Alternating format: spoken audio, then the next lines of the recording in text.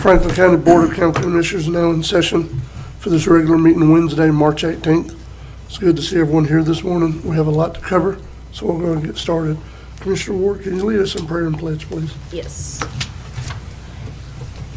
Lord, we come to you today as we conduct our county business. We pray that you will guide every decision that we make, Lord. We pray for anybody in our community that just needs your healing touch, Lord Jesus. We pray in your holy name. Amen. Amen. Pledge allegiance to the flag of the United States of America and to the republic for which it stands, one nation, under God, indivisible, with liberty and justice for all.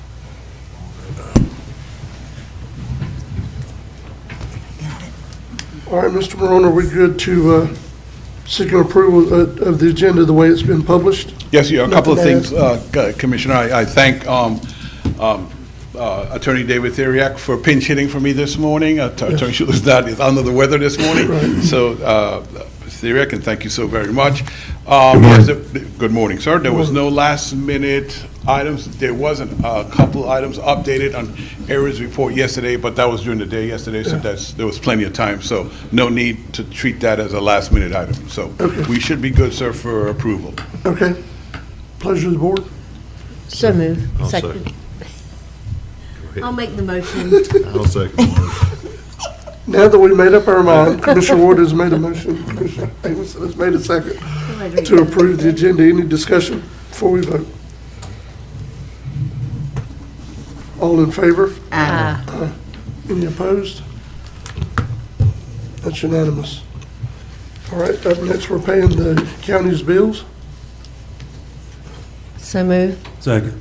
All right, we have a motion to approve by Commissioner Ward, second by Commissioner Croom. Any discussion, commissioners? All in favor? Aye. Any opposed? That's unanimous. All right, Mr. Solomon, you're up next on the agenda, sir. Let's talk about Volunteer Week.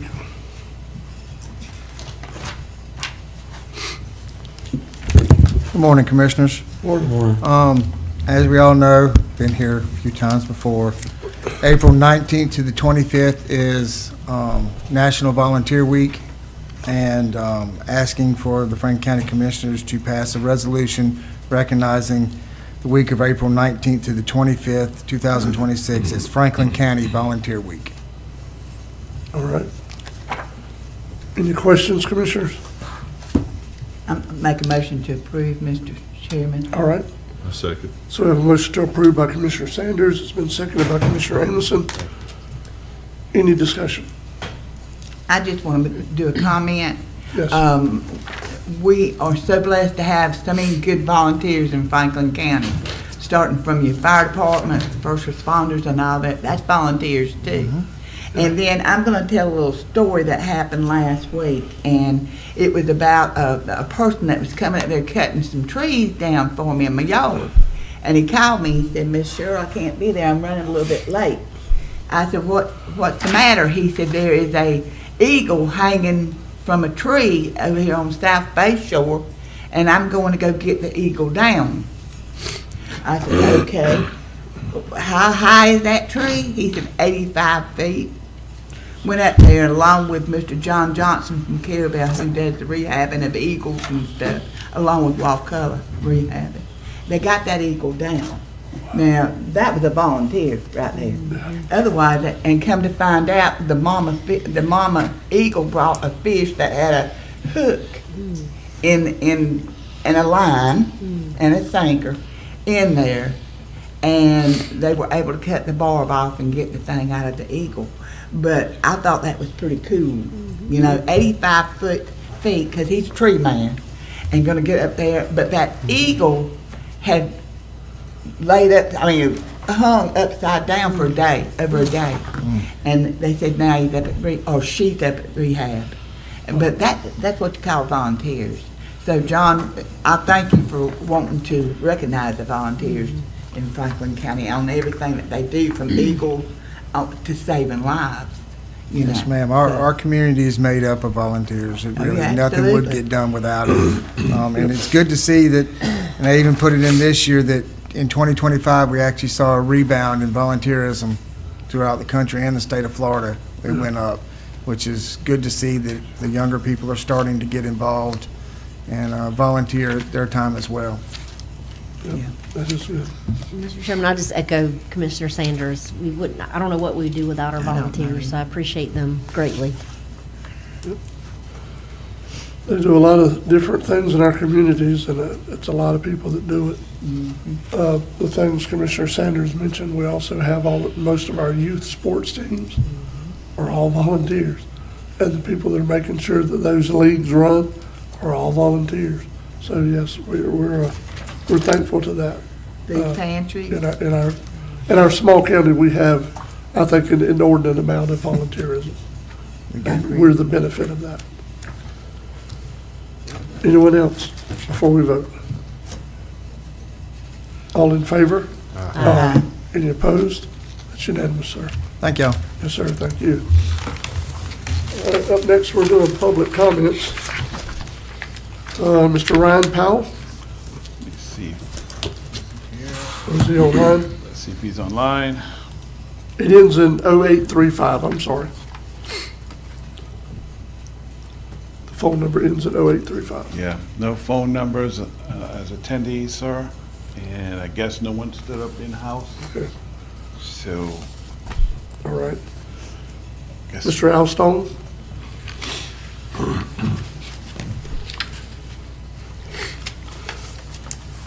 Good morning, Commissioners. Thank you for what you do. Just a brief update.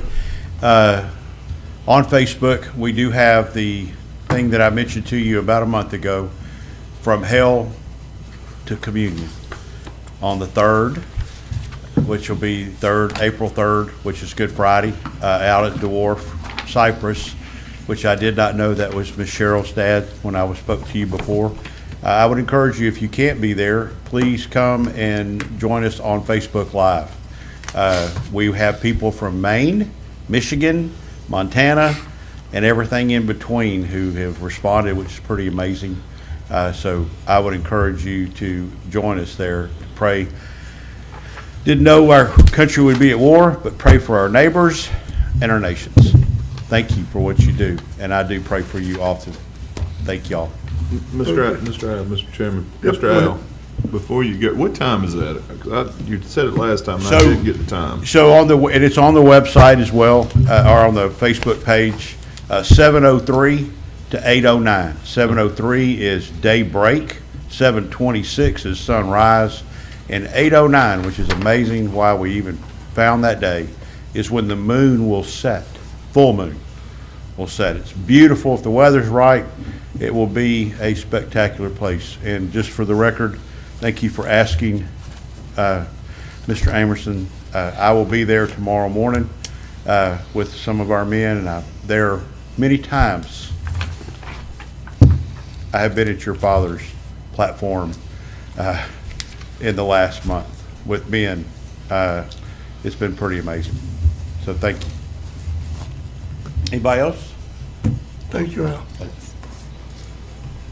Mr. Rumble, Mr. Berry does have one filled out, but it looks like it's item specific. Yeah, during P and Z, I believe, so. Okay, so the other one never did raise his hand or show anything online?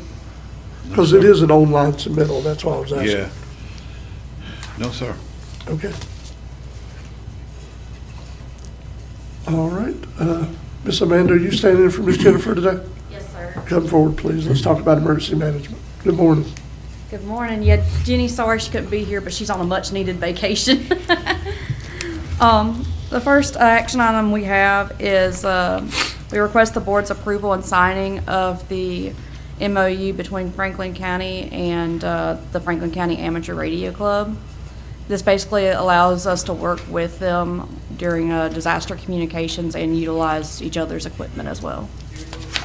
All right, So move. all right, we have a motion to approve Second. by Commissioner Ward, it's been seconded by Commissioner Sanders. Commissioners, do you have any discussion? Seeing none, all in favor? Aye. Any opposed? That's unanimous. All right, go ahead, Ms. Amanda. Our second action item is we request the Commission's approval and signing of the MOU between Emergency Management and Big Bend Transit. They're the ones that during evacuations, they transport our special needs residents. So move, Mr. Chair. All right. Second. We have a motion to approve by Commissioner Sanders. It's been seconded by Commissioner Crew. Discussion, Commissioners. Seeing none, all in favor? Aye. Any opposed? That's unanimous. All right, our third action item is we ask the board's approval and signing of the MOU between Franklin County and the Division of Emergency Management. It's basically an agreement of transfer of ownership. They're giving us a small boat to use how we will. It's just agreeing that we accept it in the condition it's in and that we will maintain it and whatnot. Right. Okay. So move with comment. All right. We have a motion to approve by Commissioner Ward, Second. second by Commissioner Crew. Commissioner Ward, please go ahead. Mr. Chairman, I did call Jennifer. I didn't know she was on vacation. But I asked, what would EOC need with the boat? We're not going to be on the water in an emergency situation. But she did explain that it's the Florida Department of Emergency Management they had a surplus of items and asked about giving away items for free. And I think anytime we can get a free item, I was like, well, what about the maintenance of the boat? How's that going to work? But it's supposedly a brand new boat. So, but we feel like Jennifer's opinion is that, and I agree, that it could help other departments potentially that may need it, including our sheriff's office, road department, which our road department probably wouldn't need it, but just in general, I think it's a good idea to have anything free you get. I think is a good idea. But And we do have emergencies on waters. yes, we do. occasionally. We do. Yep. That's true. All right. Any additional discussion before we vote? All in favor? Aye. Any opposed? That's unanimous. And then my last action item for y'all this morning is we request the board's approval signing of the resolution to adopt the local mitigation strategy for 2026. It's our LMS plan that we have updated every 4 or 5 years that Right. is required by the state. All right. So move. Second. We have a motion to approve by Commissioner Ward. It's been seconded by Commissioner Kern. Any discussion? All in favor? Aye. Any opposed? That's unanimous. Anything else, Ms. Amanda? That's all I had for y'all this All morning. right. Well, don't get overwhelmed while Jenny's on vacation. Thank you for everything. Thank you. Y'all have a good day. Yeah, you too. All right. Mr. Solomon?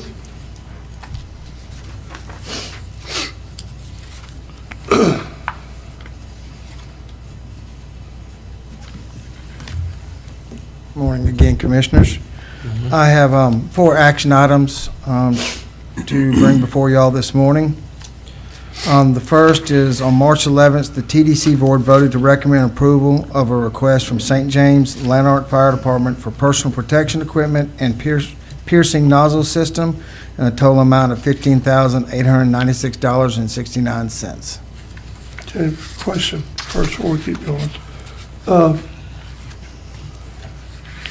Mr. Morone, since these are all TDC board recommended and approved, unless the board wants to pull one, the first 3, I think, are all coming out of the same funds. Yes, sir. They're coming out of the 10% for law enforcement and those kind of things.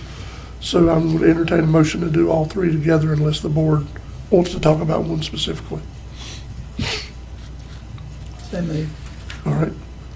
I'll do the Second. motion. All right, we have a motion to approve by Commissioner Sanders, second by Commissioner Ward. John, just so we have it on the record, can you read the caption for the other 2 as well? Yes, sir. On March 11th, the TDC Board voted to recommend approval of a request from St. James Lanark Fire Department for a generator for the firehouse. And also on March 11th, the TDC Board voted to recommend approval of a request from St. George Island Fire Department for thermal imaging cameras, gas detectors, stroke basket, and battery-operated stair chair for a total amount of $21,980.92. All right. Any discussion before we vote, Commissioner? All in favor? Aye. Any opposed? That's unanimous. All right, the next one's a museum grant, correct? Yes, sir. The next one is the Museum Infrastructure Grant Program. On March 11th, the TDC Board voted to recommend approval of a request from the Museum Infrastructure Grant for St. Jordan Lighthouse for flooring, upgraded security, and electrical repairs, and a total amount of $6,526.93. So moved. All right, we have a motion to approve by Commissioner Ward. It's been seconded by Commissioner Sanders. Any discussion? All in favor? Any opposed? That's unanimous. All right, anything for Mr. Solomon while he's here? Yeah, Mr. Chairman, I just, we just approved about $56,000+ Yes. of items for our community that was paid for, not by us, but the people coming to visit. I see a lot of people, I know they get aggravated with all the influx of tourists that we get sometimes, but this is what we get for when they come. They help fund certain things, and we as local people, obviously, we benefit from every single one of these. I mean, so I want to thank TDC and approving all these items are very important, especially when it comes to the first responder. I'm really happy we got that statute change where we can start utilizing some of these funds for our first responders, because they really do need it and they really do deserve it. It really will come in handy at some point. So thanks, John. Yeah, if any of the rest of the other fire departments have any questions or want to come to me and talk to us about it, I'd be glad to work with them, just like I've worked with the other fire departments to, assess what they need and how it fits into that statute to be able to purchase those items. All right, anything else? Mr. Solomon, thank you. Y'all have a wonderful afternoon. Yep. All right.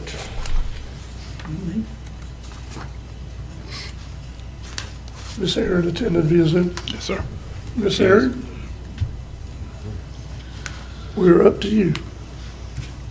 She was just there. There Well, she we're is. very fast today. Well, You caught her don't doing say those something kind else of than what words, it it'll is. slow down drastically. It's okay. Let's get this open. Caught her off guard there, I'll take it. All right, Commissioners, we have 10 action items on my report and then several informational items. So just whatever the pleasure of the board would be. Commissioners, do y'all have any of these action items you want to pull, or are you good with doing them on consent? Mr. Chairman, I'd like to pull number 4. All right, Mr. Chair, I want to pull 6 and 10. all right. And I was gonna pull, let me see, run through them here. 9, 9? yeah. I don't see none I need to put. Actually, Chairman, I take that back. Okay. All right, Okay, let's go ahead and pull 7 then. And talk about that a little bit. okay. Anything else?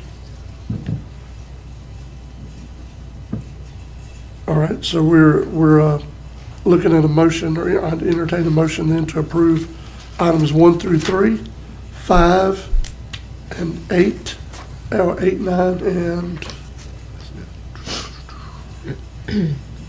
we know that's to pull 7. 8, 9, and 11 on consent. We're gonna pull 10, aren't we? Yes, we pulled 4, 6, 7, and 10. Okay, that's good. What's the pleasure of the board? So move on the consent items. Second. So we have a motion to approve these items by Commissioner Ward, seconded by Commissioner Croom. Any discussion, Commissioners? That's a lot going on. Either feast or famine, isn't it, Mr. Morone? He asked if it was either feast or famine, there's a lot going on. Oh, yes, yes, it is. Yes, sir. All right, if there's no other discussion, Not paying attention. all in favor? Aye. Any opposed? That is a 5-0 vote. Ms. Aaron, let's start with number 4 and let's talk about it. All right, Commissioners, action item number 4 is relative to the landfill slope stability analysis.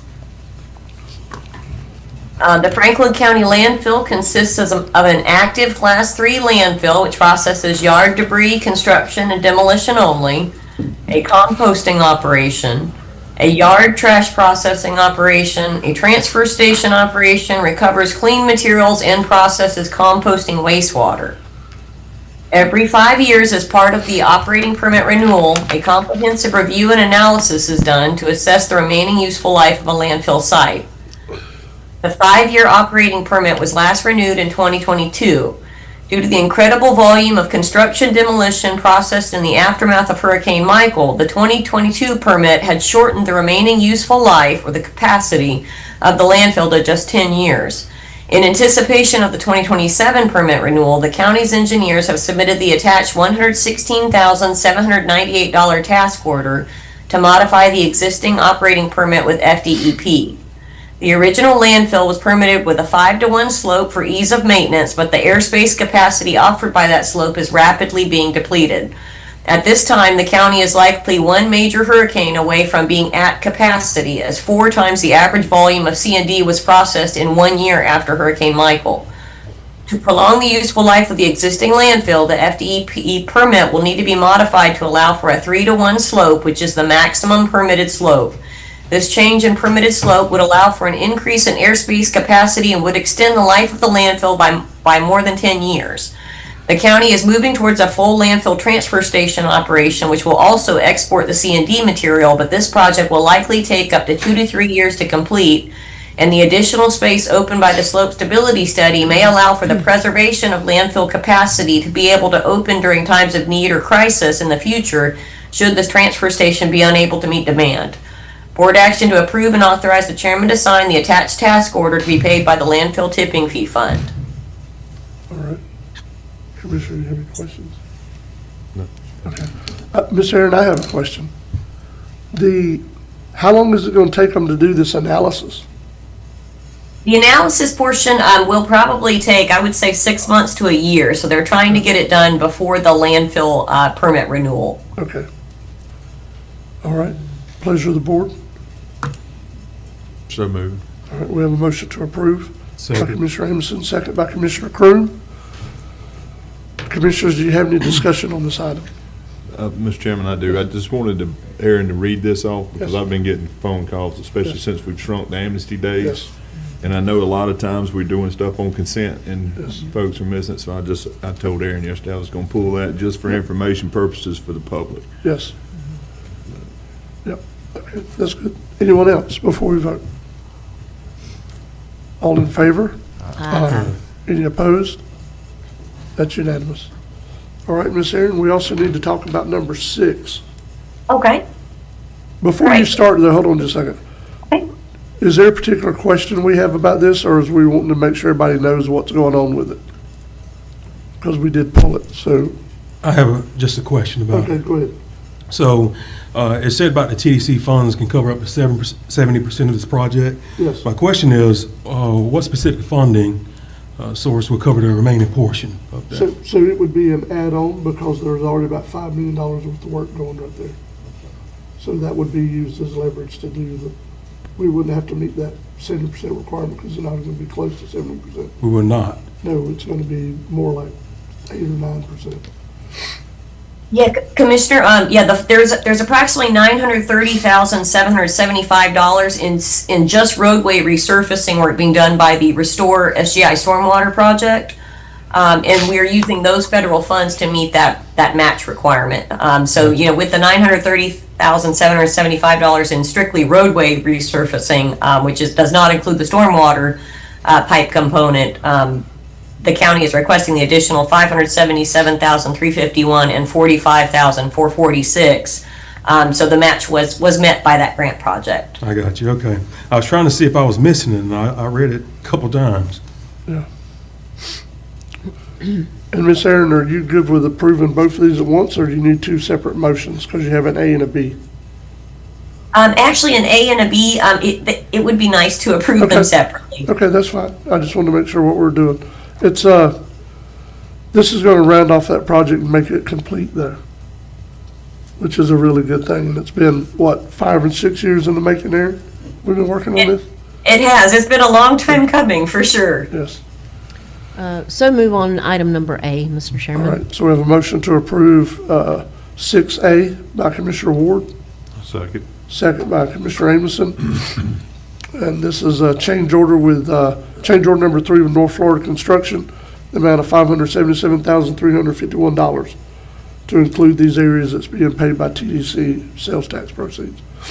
Any discussion, Commissioners? All in favor? Aye. Any opposed? That's unanimous. All right, and then B is just the CEI services, Ms. Aaron? Yep, correct. Okay. Pleasure of the board. So moved. All right, we have a motion to approve by Commissioner Amison, Second. second by Commissioner Sanders. Any discussion, Commissioners? All in favor? Aye. Any opposed? That's unanimous. All right. I wasn't trying to cut you off a minute ago, Ms. Aaron, but that was a long read.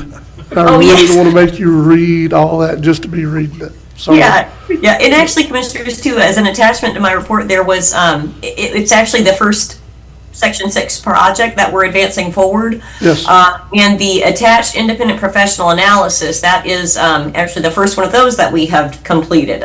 So I do recommend, just if you haven't flipped through it, to flip through it, because there was a lot of interesting information and data that was provided by the economists. So it was an interesting report. Yeah. Do you have that in front of you, Ms. Aaron? report? Let's see, I can If pull you it do, up. can you read that caption off page 15 that you shared with me about a week or so ago? Oh, yes, yep, let me get Just that for the open. public's benefit. Because again, these are TDC dollars. If you're not renting a house, a short-term house, or staying in a hotel, you're not paying these dollars. See here, let's see, in the findings section, which is on page 15, let's see, the St. George Island Commercial District is the economic core of Franklin County's tourism industry and the sole point of entry for every visitor to the island. The roadway segments proposed for resurfacing were damaged during installation of stormwater pipes as part of the county's Restore St. George Island Stormwater Project, leaving the pavement in a patched and uneven condition along the corridor's busiest throughways. Restoring these segments to a continuous, uniform surface directly supports the visitor experience that sustains tourism-related business activity throughout the county. Franklin County's economy is among one of the most tourism-dependent in Florida. Visitor spending generates an estimated $312.4 million in total economic output, supports approximately 2,036 jobs, and $83.7 million in household earnings, and accounts for an estimated 37% of the county's gross domestic product. The same visitor spending generates an estimated $5.9 million in annual tax revenue, including $3.4 million in tourist development tax collections, at a total project cost of $622,797. The proposed resurfacing represents approximately 66 days of tourist development tax collections alone. The proposed resurfacing satisfies the requirements of Section 125.0104, Section 5(6)(e) Florida statutes as an eligible public facilities expenditures with a demonstrated positive impact on tourist-related businesses in Franklin County. The investment restores infrastructure damaged by a public works project, supports the quality and accessibility of the island's primary commercial corridor, and protects the continued performance of a tourism economy on which Franklin County's fiscal health fundamentally depends. Thank you, Ms. Aaron. I know that was a long read. Thank you for doing that. That's a really long way of saying yes. Yes. I wanted to make sure the public was aware that now that the statute's changed, we have a leeway to spend these funds to help with projects like these, but they still have to go through an independent analysis, and we still are not just spending money how we want to spend money. It's got to meet the demand, and it's got to meet the criteria of what the statute itself proclaims. That's what I wanted to make sure the public was getting out of that, Ms. Aaron. All right, so now we're on to item number 7. Yes, 7. Go ahead, Ms. Aaron.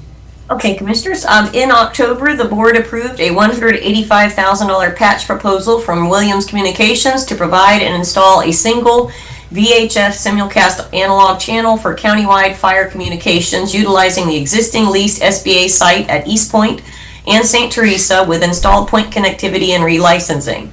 All fire department radios and pagers are being reprogrammed as part of this change. This patch will allow for a common process for the notification of all fire agencies and will provide a reliable form of communications until the construction of the county's first responder communications system. In late December, Williams Communication began working on modifying the channels on the existing towers. The SGI Volunteer Fire Department had sole use of the tower site in East Point, as did Alligator Point St. Teresa with the prior systems that did not interface. In January, the 2 tower sites were changed to provide connectivity to all fire departments and first responders and are no longer department specific. The county's existing lease agreement with SBA Towers for the St. Teresa Tower had previously been paid by Alligator Point MSBU sales tax proceeds, and the tower site rental in East Point had been paid by the SGI Volunteer Fire Department, as both leases were for department-specific channels and access. Since January, however, both towers now provide access to the Patch County-wide network.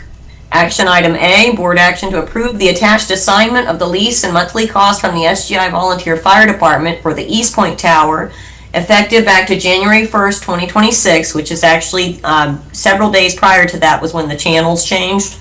And then action item B, which is board action to reassign the cost of the St. Teresa Tower from the Alligator Point St. James Volunteer Fire Department to the county, effective also January 1st, 2026. All right, Miss Aaron, do you want these separate, or are you fine with them being together since they're both about towers? They can both be together. That's all right. Yeah, we don't have a federal reviewer actually coming back behind us on this one. Go ahead, Commissioner Sanders. Hey, Aaron, has Williams Communications said how long it's going to be able to program these new radio, or not the new radios, but the existing radios and pagers? They are about to start the reprogramming efforts. Actually, as part of my informational items down here, our communications consultant, Dave Snow, has been able to gather the outstanding radio equipment inventory from the volunteer fire departments. And Williams will actually be working on that migration really in the next couple of weeks. Okay, that's good. This is something that we've worked for, toward. And Aaron, thank you for all your hard work on this. This was really important to those 2 fire departments, that they didn't have to spend their MSBU money on towers that were going to be part of the county system anyway to start with. Yeah. Miss Aaron, I do have a question. In looking at these things with these towers, this, as far as not just this, but what Commissioner Sanders was asking about with the patch being done, is it possible that it's actually going to be done in early April maybe? Or at least by mid-April will be done? We feel like it will be. Okay. All right. All right, and the tower thing will happen pretty much transitionally, correct? Yes, actually, I have Upon approval. another, actually, we are also working with Omnicom for the first draft of the RFP for the First Responder Radio Communications Project, which will be the tower construction and implementation. The RFP must first be reviewed and approved by Triumph before we're able Right. to advertise. So Well, that's, Yeah, but I'm talking about the one we're actually about to vote on. So once we approve Oh. this today, will that just be a short change to move it from Correct. who's paying for it is basically all we're doing? yep, that's correct. Okay. Commissioner, Mr. Chairman, if you notice, she has it effective back to January 1. Yes, I in the did motion, notice that. so yes. Yeah. Okay. Any more discussion? Did we ever have a motion for these? So, second. We have a motion to approve by Commissioner Amison, Yep. second by Commissioner Sanders. Is there any other discussion before we vote? All in favor? Aye. Any opposed? That's unanimous. All right, Miss Aaron, let's go and talk about EMS. Okay, all right. Action item number 10, Commissioners. Franklin County received 14 applications for the EMS Director position. The interview committee reviewed the applications and interviewed 6 of the 14 applicants. The committee concluded interviews on Monday and has recommended that the county extend an offer of employment to applicant Christian Graham. His resume is attached, and board action to extend an offer of employment to Christian Graham as recommended by the interview committee. All right. Any questions, Commissioners? We did pull it for discussion. Yes, Aaron, let's say we interviewed 6. is there any way for, I guess, my knowledge and the public knowledge that we can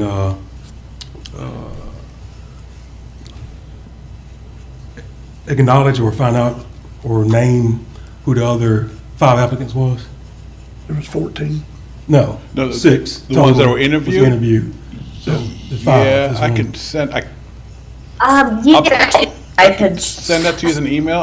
Erin, I don't have the listing in front of me. Okay, let me see if I can find it on.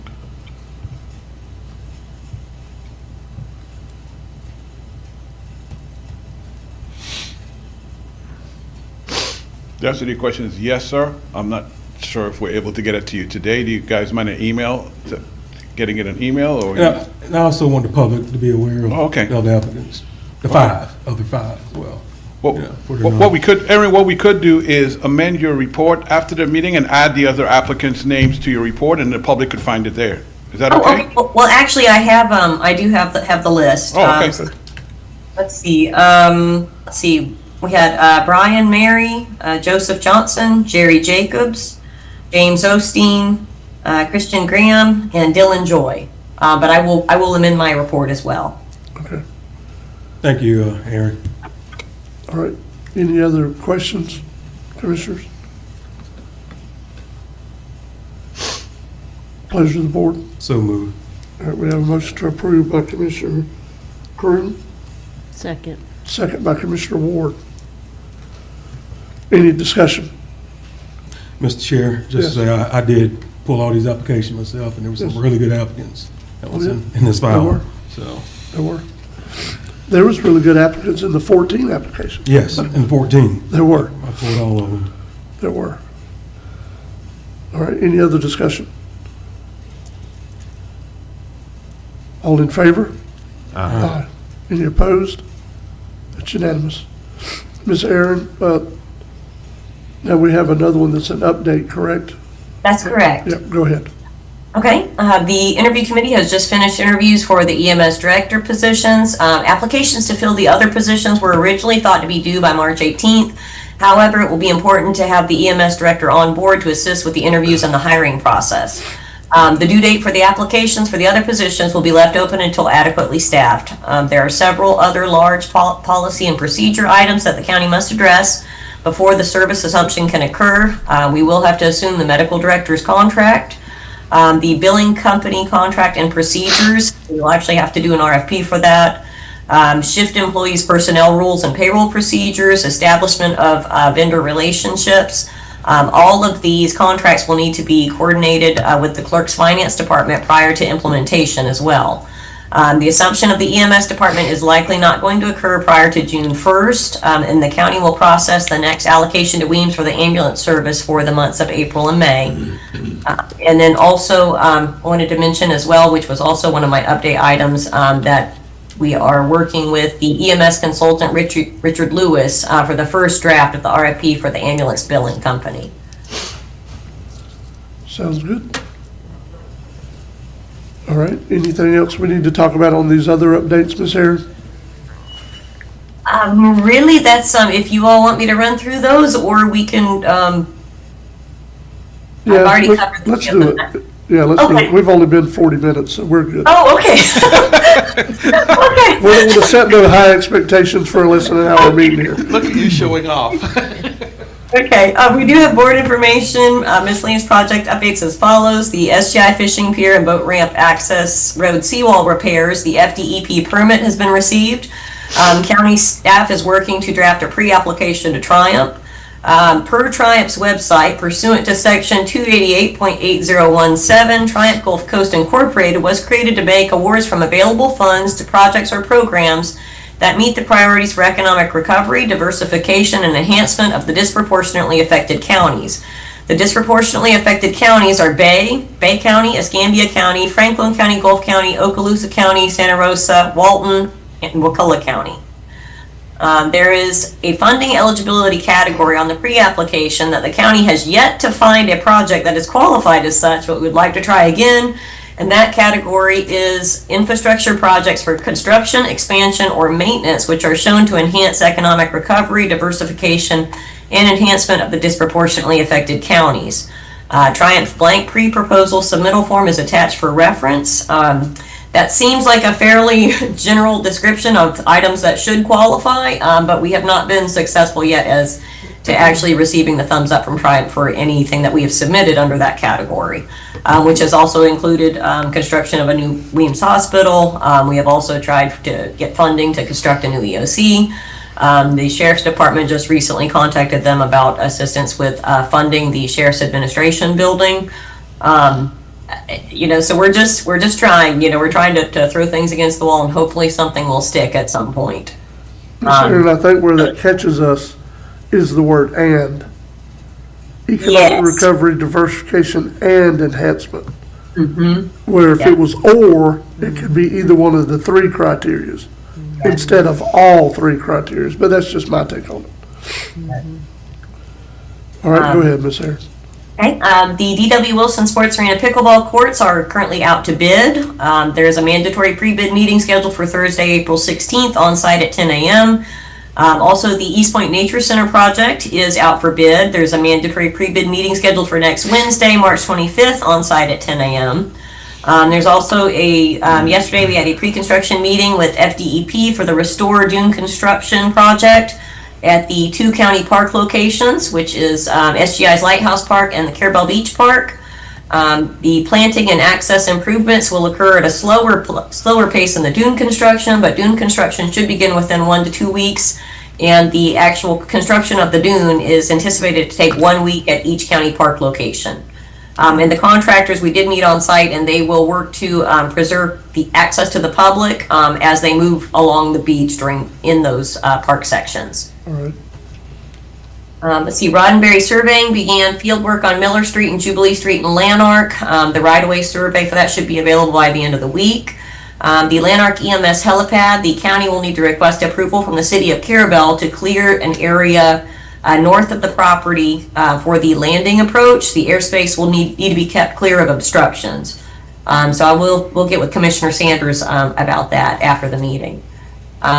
Requested task order from county engineers for the design and permitting of dock slips at Indian Creek Park Boat Basin. I've also requested a task order from the county engineers for civil site engineering, permitting, and development of the bid specifications for the Sheriff's Administration building. Now, granted, we don't have any funding for construction at this point, but even the permitting, planning, and development of bid specifications will take 6 to 12 months. So, if the county is serious with advancing with that, we do need to get that portion taken care of. Apalachicola Library Paving Project, bid specifications and advertisement will be ready to go by the end of this week. Sylvester Williams parking area improvements are still on pause due to the stormwater permitting requirements, and a lighting retrofit quote has been requested from the commercial division of Duke Energy for the existing ball field light poles. And the county is also working to close the books for last fiscal year by the 31st of this month, which means the 24-25 grant files and programs are going to be being reviewed by the county auditors in the month of April. All right. Good. That's a whole lot. That's a lot to even try to keep up with, much less do. Mr. Chairman, I have something for Erin Yes, if go she's ahead. finished. A couple items actually. For one, look at these project updates. It's a lot of stuff going on. It is. Erin, if you could kind of briefly explain, because I know there's been a lot of people that have asked about the bid process. So when we have, or potentially have, people that want to bid on projects that the county is going to be doing, can you explain how that works so that our public, a contractor or a company or whoever, will know how to bid on a project? Yes, so the county's bid policy, if there is, if the work is going to be less than $25,000, you can actually proceed with just having one bid. And a lot of times it's actually difficult for the county to be able to secure multiple bids from multiple contractors for smaller jobs. So that does make sense to do it that way. From $25,000 to $40,000, you can actually solicit, you can actually request in writing 3 bids from various vendors. And so long as 2 out of the 3 you actually receive a response, you can then advance with the low bidder at that point. Any work that's anticipated to cost more than $40,000, we have to go to full bid, and that will be advertised on the county's website, and you can actually, interested bidders can actually register to be alerted of bid notifications by that bid registration. And also, if we go to full bid, we actually advertise on the county's website. We also post the bid to the online bid platform Demand Star, which has, vendors actually registered all over the state that can actually see the bid solicitation. We also advertise the bid in the Apalachicola Times. And then also, if the bid is anticipated to cost more than $100,000, then we are required to advertise for 2 weeks in a newspaper of general circulation, which would be the Tallahassee Democrat or the Panama City News Herald. Okay. Thank you, Aaron, I appreciate that. And I want the public to also be aware that anytime we do go out for bids on certain projects, we have to follow certain rules and guidelines based on Florida statute or Florida building code, which means, we have to get engineering specs and the whole 9 yards. So things might be a little bit more expensive than usual. That's why we go with the lowest bidder. But I just wanted to make the public aware about all that, so. I guess we lost Aaron.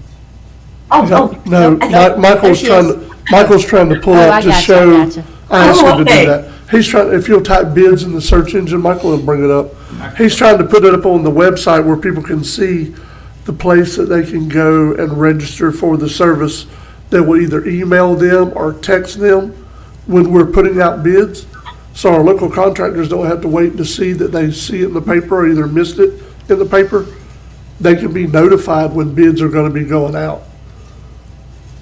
Yes, Okay. so it's right there, there's a website, bids at franklincountyflorida.com, that you can respond to, with your initial email, and it's all there for you to be able to do it, and I think there's a way to even add, like I said, text, if you tell us the phone number and the other thing. I apologize, we had some problems with the text, so we Just- just do it by email for just now. email, We're trying to okay. fix that. Right. But yes, I get numerous emails every week Right. about people wanting to be added. Right. And once anything is added, an award, a new bid, an email goes out to the whole group, Yes. the notification group, saying, hey, a new one is posted, click here, and it takes them directly to this website. Right, so yeah, we were Webpage. trying to cover Aaron up, I was trying to make sure the public would Yeah.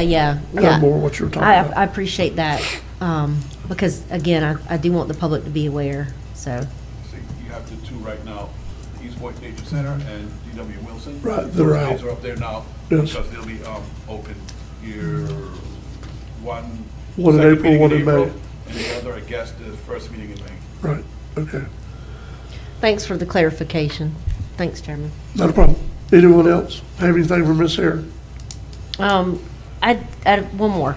All right. It's really not for Aaron, but I just want to put her on notice. I know our Parks and Rec Director, Mr. Davis, is on vacation this week, but when he gets back, I don't know how we could do this, but the batting cage at Vrooman Park, the timer, the way that the people turn on the lights for the batting cage, I was wondering if there's a different way we can tackle that. If there's another option, like maybe just a light switch with a, I'm having a lot of people complain about the switch out there. Okay. So when Fonda gets back, I'll call him and talk to him, and then Okay. we may call you and say, hey, we need this switch. Can you, however, what we need Okay. to do to move forward to Gotcha. get it done. Is the problem with it being on or off? It just, I have to go back. I've had multiple complaints, multiple different things. Okay. So it's a combination of many things. Right. Basically, when you turn the timer on, it's not bright. It don't work half the Oh, time. okay. And it's new, so we shouldn't be having issues with No, it. we So shouldn't. Okay. Well, you saved me a phone call, because I was gonna call you and complain about that. what problem have you had with it, Commissioner Anderson? It is an Same issue. problem. Yeah. And also, while you're on that, you might want to circle around on your outlets out there, like around the dugouts. Either it's a bad GFI or we don't have no power there. Which So, outlet, which, because I had to go Around in the the dugout. concession In stand all to get to a around- plug-in outlet, and the alarm was going off. I didn't have my glasses, okay. and, I So, had to call so add Fonda, th- said, we'll add it's that me, to the list don't too, call the Aaron. cops. Okay. Well, I But, guess we'll have to but, yeah, reach out there's- to, You may want to circle around with him about them GFIs that's on the outside, like between the dugouts. Okay. Just your All right. outlets aren't working. Yeah, we can get an electrician out there to check on that. All right, anyone else? All right, Miss Aaron, thank you. Thank you all. Michael, is Ms. Bree appearing by Zoom? Ready to go? Ms. Bree? Good morning. I'm going Good to go morning. ahead and share my screen really quickly. All right, are y'all able to see my Yes. screen share? Okay, perfect. So first, we have a critical shoreline application. This is for 303 Magnolia Bay Drive. This is a consideration of a request to construct a 14 by 32 foot boathouse and lift over an existing boat slip, along with modification of existing terminal platform to a 10 by 16 foot terminal platform with a roof. Property is located in East Point, Franklin County, Florida. Request submitted by Kramer Clark, Makaira Construction Group, agent for Dennis Montgomery, applicant. And this was a unanimous motion to recommend approval made by the P&Z board. And they do have their permits in order on this one. Okay. Any questions, commissioners, or pleasure of the board? So moved to approve. All right, we have a motion to approve by Commissioner Ward, Second. second by Commissioner Croom. Any discussion, commissioners? Seeing none, all in favor? Uh, Any opposed? That's unanimous. Let's go on to 9A. Mr. Chairman, Yes. before we move on to 9A and B, there's been a situation from the last meeting on 1369 with that project that we had down there off of Chip Morrison Drive. Apparently, from what I understand, we have not received a letter, but there was some complaints to DEP, and DEP came down here and looked at the project, and it's got me concerned because from what I understand, although we have not been notified, there is a stop work order on the project at 1369. That's correct. Am I right? That's correct. And did y'all, did, I'm sorry, don't mean to Yeah. interrupt. I need him to recognize themselves Well, for the chairman the needs- minutes. I'm so sorry. Yeah. Good morning, Commissioners. Yes, sir. What's your name, sir?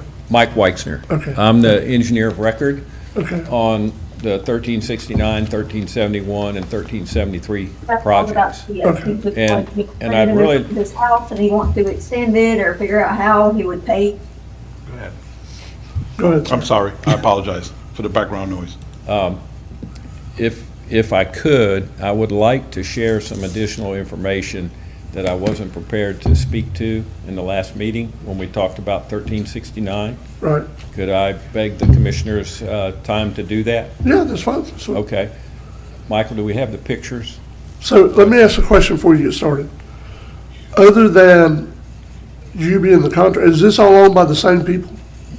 No, there are two different owners. Okay. One that owns 1369. Right. And one that owns 1371 and 1373. But you're the contractor of record for all three? No, I'm the engineer of Engineer, I'm record. sorry, engineer Yes, for all three? For all three. Okay. Yes, sir. All right. I just wanted to clarify where we No, were. You're no, good. that's good. And I'm also working with Backroads Consulting on the environmental permitting. Okay. So if we could get the pictures I sent back up. Okay, this is the home at 1369, the one that we talked about last month. Yes. And what you see there is that the house that's located on this property that had a seawall that was destroyed during Hurricane Michael back in 2018. Was completely ripped off, went out into the ocean, and where you see the concrete and the supports on the piers, that's how high the sand was.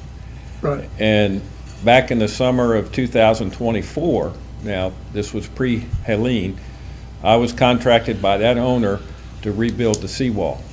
And so if you go to the next picture. Michael? Oh, no. Oh, Bree's running down. Okay. I Okay. didn't know that. I'm sorry. So what you're looking at here is, and it's hard to see it, but this is the house that lost the seawall. In the background, further in the distance, is it was an existing seawall that was placed by the property owner at 1371 and 1373. And so the vinyl seawall that you see there is no longer there. In the lower picture in September of '24, Helene completely wiped out that seawall. And so we have been working on this project now for 2 years, and we have made a judgment call to start working and try to get this done before turtle season. And last month, when we got the approval for the variance, we went ahead and made a joint decision to start this project in an effort to try to get it done before turtle season. So this is the area where we're talking about. They're in desperate need of these seawalls, and would like the county's permission to approve these variances. We were hoping to get them all in at one time. Right. We've been working on a FDEP permit, coastal control line permit, for over 2 years now. And our heads are up, our backs are up against the wall with the next turtle season. So this is the background of this project. Okay. All right. Okay, Yeah, go ahead. as I was, Yeah, as I sorry. was going on. Yeah. DEP put a stop work order on it. I don't know why, the gentleman may know why. But until, if you'll remember what we said at last time's meeting, we said contingent on DEP permits. They ain't got no DEP permits. They started without permits. So they've started the project without permits. Does DEP have that current project paused? We're waiting on Josh Hall, Backroads Consulting. Yeah, that's fine. We're waiting on approvals right now. Okay, They should be coming in any day. okay. All right, And Yes. the work has stopped. yes, The stuff, all the stuff is just staged there right now. okay, That's it. okay. All right. So does that address your But question? what I'm saying is, I would like, until DEP rectifies this problem, and if you'll look at what Planning and Zoning said, in the comments, Planning and Zoning said at the last meeting and on this, they're giving the recommendation that if anything changes with the project through DEP, that they are recommending for the project to come back before Planning and Zoning and get final approval if anything changes between submitting the project in mind and then getting approval from DEP. If anything changes, they want it to come back before them. Right. And I think that we need to take what the Planning and Zoning is saying. Michael, did you turn Miss Bree down a while ago? Was that who you turned down? Yeah, I turned back up, so. Oh, did you? Okay. Yeah. I just want to make sure in case you ever wanted to No, talk. I'm Go glad ahead, you did, Commissioner. I because- wasn't trying to interrupt you, I'm sorry. Yeah, so she is available now. Okay. So, So what I would like to see is until all that stuff is settled with DEP, let's table these two items. Because DEP is, but you're not suggesting that they go back to the planning and zoning and just table them for us? So they can be taken up at right any meeting now, we and then- have? and then follow what Okay. Planning and Zoning's recommended. Okay, Because they did start the work without permits, yeah, and DEP's having a look at it. okay. I think you got a public comment on We that, do, too. we do, we do. Yeah, We so- do. But that's my recommendation on that. Okay. And I don't know, wasn't able to talk to Bree yesterday about it, but that would just be something, I went down there yesterday and looked at it, and, it's a pretty massive project. Yeah. Yeah, it's a big area that looks like Hurricane Michael took out a lot of seawall. It does. Commissioners, do you have any more questions or from the engineer that's here or the person that's here representing the applicant? Before we go, we do have a public comment on this item. That's why I'm asking.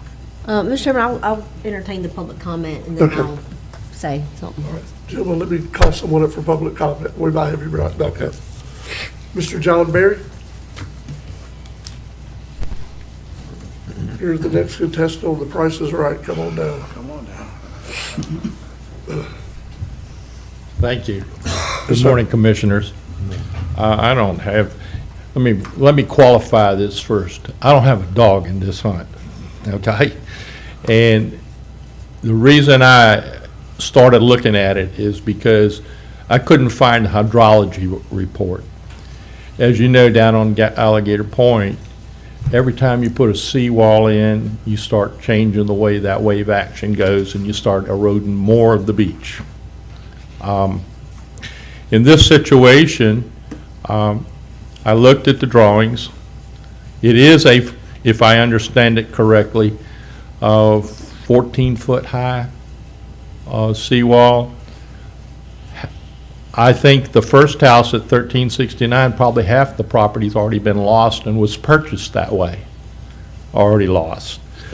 The second piece of property, 1371 and 1373, unfortunately, the owner who bought this property bought it and did not know, and I'm pretty sure they didn't know, that the bric-a-brac that you'll see in the pictures that I sent you was actually illegally dumped. Then add that to a 14-foot wall and the number of loads of dirt that's got to come in there. You're going to have basically like a fortress around it. And again, I understand that they have the ability to protect their property, but also I understand that it's caveat emptor in the capitalistic society that says buyer beware. And there should have been background studies as to how bad the erosion really is there. I think the county already owns several lots down there in that one section. And that's all I have to say is I didn't think they acted in good faith when they started the project ahead of time. And being a member of the Turtle Patrol previously for 8 years, I know there's been 5 or 6 turtles nest in that area right there. And it did, the last storm did wipe out what was left of a crumbling of a seawall. That's a little background on it. Mr. Bear, I got a question for you. So you said when you were talking that basically, if I understood you right, maybe you didn't say it, but you implied it, that if I put up a seawall on my property, that the other beach is gonna, the hydrology is gonna change, it's gonna erode away other properties. In my opinion, yes. Okay, so it could just as easily be said that one stops erosion and the other ones continue to have erosion. That's correct. So, you know, as far as seawalls go, we pretty much always granted those because people have a right to protect their property. Like you said, one of them, according to the property appraiser site, the property's half gone already anyway. You know, and there's also, right. I'm not saying it should be done, but there's also an ability, if I own that waterfront property, you can also, which now might not be a good time with the way DEP is already involved, but you can also ask to backfill and fill back what you have if you have something verifying that you had ownership of more than what you have now. That's correct. Probably comes at an enormous cost, but I think the bigger thing today is what Commissioner Sanders was talking about when DEP's done a stop work order on this project. Well, so, but anyway, I digress. I wanted to clarify that because I thought that's what you said, but that could be said one way, both ways. That's correct. You interpret it correctly. Yeah. It's like I say, I don't have a dog in the hunt, but I will tell you it'll affect that coastline. Yes, sir. Thank you, Mr. Berry. All right. Yes, sir. You can go for that. I just wanted to add on to what the gentleman just said. We have been working with, just so the commissioners know, with FDEP all along. Yeah. And have observed other property owners making improvements to their property without FDEP approval. Yeah. We have been actively talking with FDEP all along. We've tried to get their engineers out. We've tried to get the Corps out. We've tried to go through that bureaucratic process that others have not done to get this project going.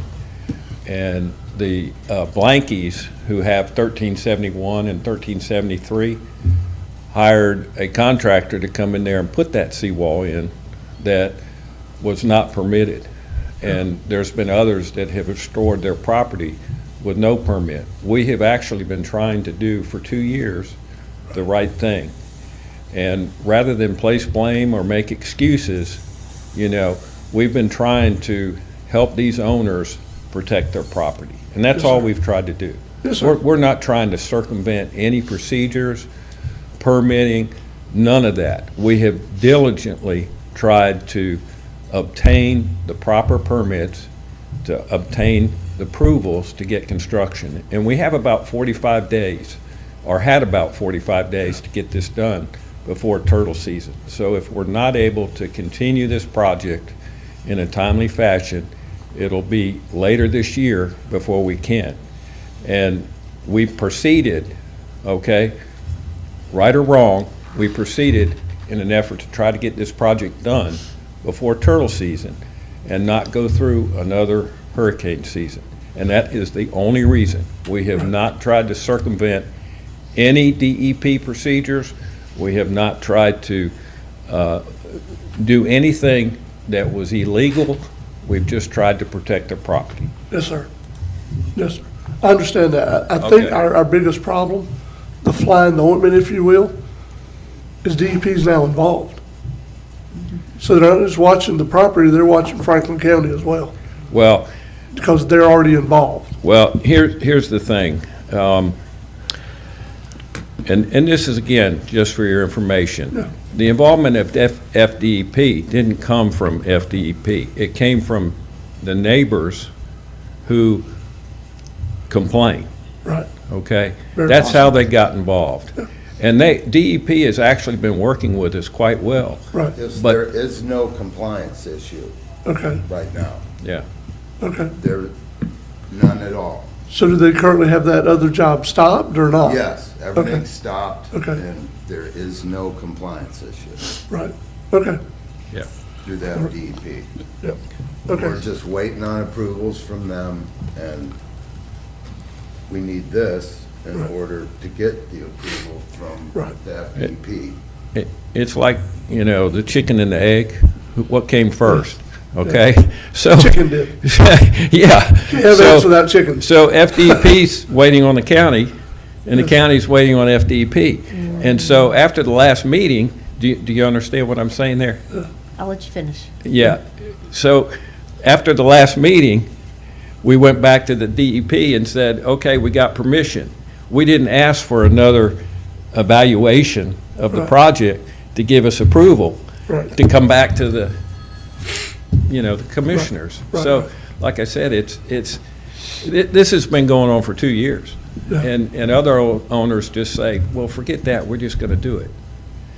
So Yeah. I think we're missing a part of this somewhere, and I don't know how we're missing it. I think we are, commissioners, if you would, could I interject myself here? Please. Okay, so normally when a seawall application is presented to the board, by that point, they have been able to apply for permits. They've got DEP and core permits in hand, and they can show those to you.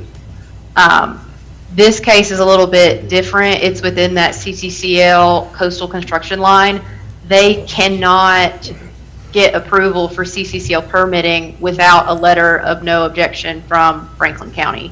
And Franklin County's code, it does say if you're going to do any seawalls, erosion control structures, you have to get a variance from the board before you can move forward. So staff, we could not issue a letter saying, yes, we have no objections to this, go forth in your permitting, because technically in the code, they do need a variance first.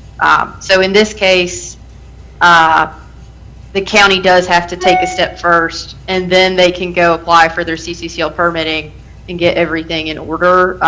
That's why on 1369 and 1371 and 1373, which are on the agenda today, the recommended approval is contingent. And there's some language that goes with that related to the whole CCCL permitting process. Okay, Ms. Bree, so if I'm hearing you right, you're saying that it's the pleasure of the board, but if we did want to approve it today, we can still make it contingent upon DEP, and they're still in the same criteria they're falling under now. Is that what you're saying? Or did I miss believe we're anything? on the same page, yes. The way that recommended approval is worded, the recommendation is contingent upon all required permits being obtained as the project is within the CCCL. And should the permitting process require modification to the proposed design that's in front of you, then the revised design would have to return back to the board. So you would be approving a variance, they would go to DEP, apply for the CCCL permit. If nothing changes, they'd be good to go. If anything in their design, if DEP sees that they need to modify something, it would come back in front of you and you'd have to review it again. So even if we did approve this variance today, it doesn't give them the ability to start working today, is what you're saying? Yes, it's all still contingent on DEP's hands, which is how the whole stop work order situation came about. They did jump the gun and start work before they were supposed to. Right. I don't know the reasoning behind that, but that was what happened. It is what it is, that's part of it. But I think that helps, Bree, thank you. Commissioners? That, Mr. Chairman, cleared up my question too, and I was looking at Mr. Weisner. Yes. I was like, didn't make any sense, but she explained it. Thanks, Bree, and answered my question, so. I do feel like, Mr. Chairman, that obviously it was a boo-boo that you guys started the work. I see why, I see both sides, but, again, as the chairman said, FDEP is now looking at us. I honestly don't know. I guess I do have a question for Bree.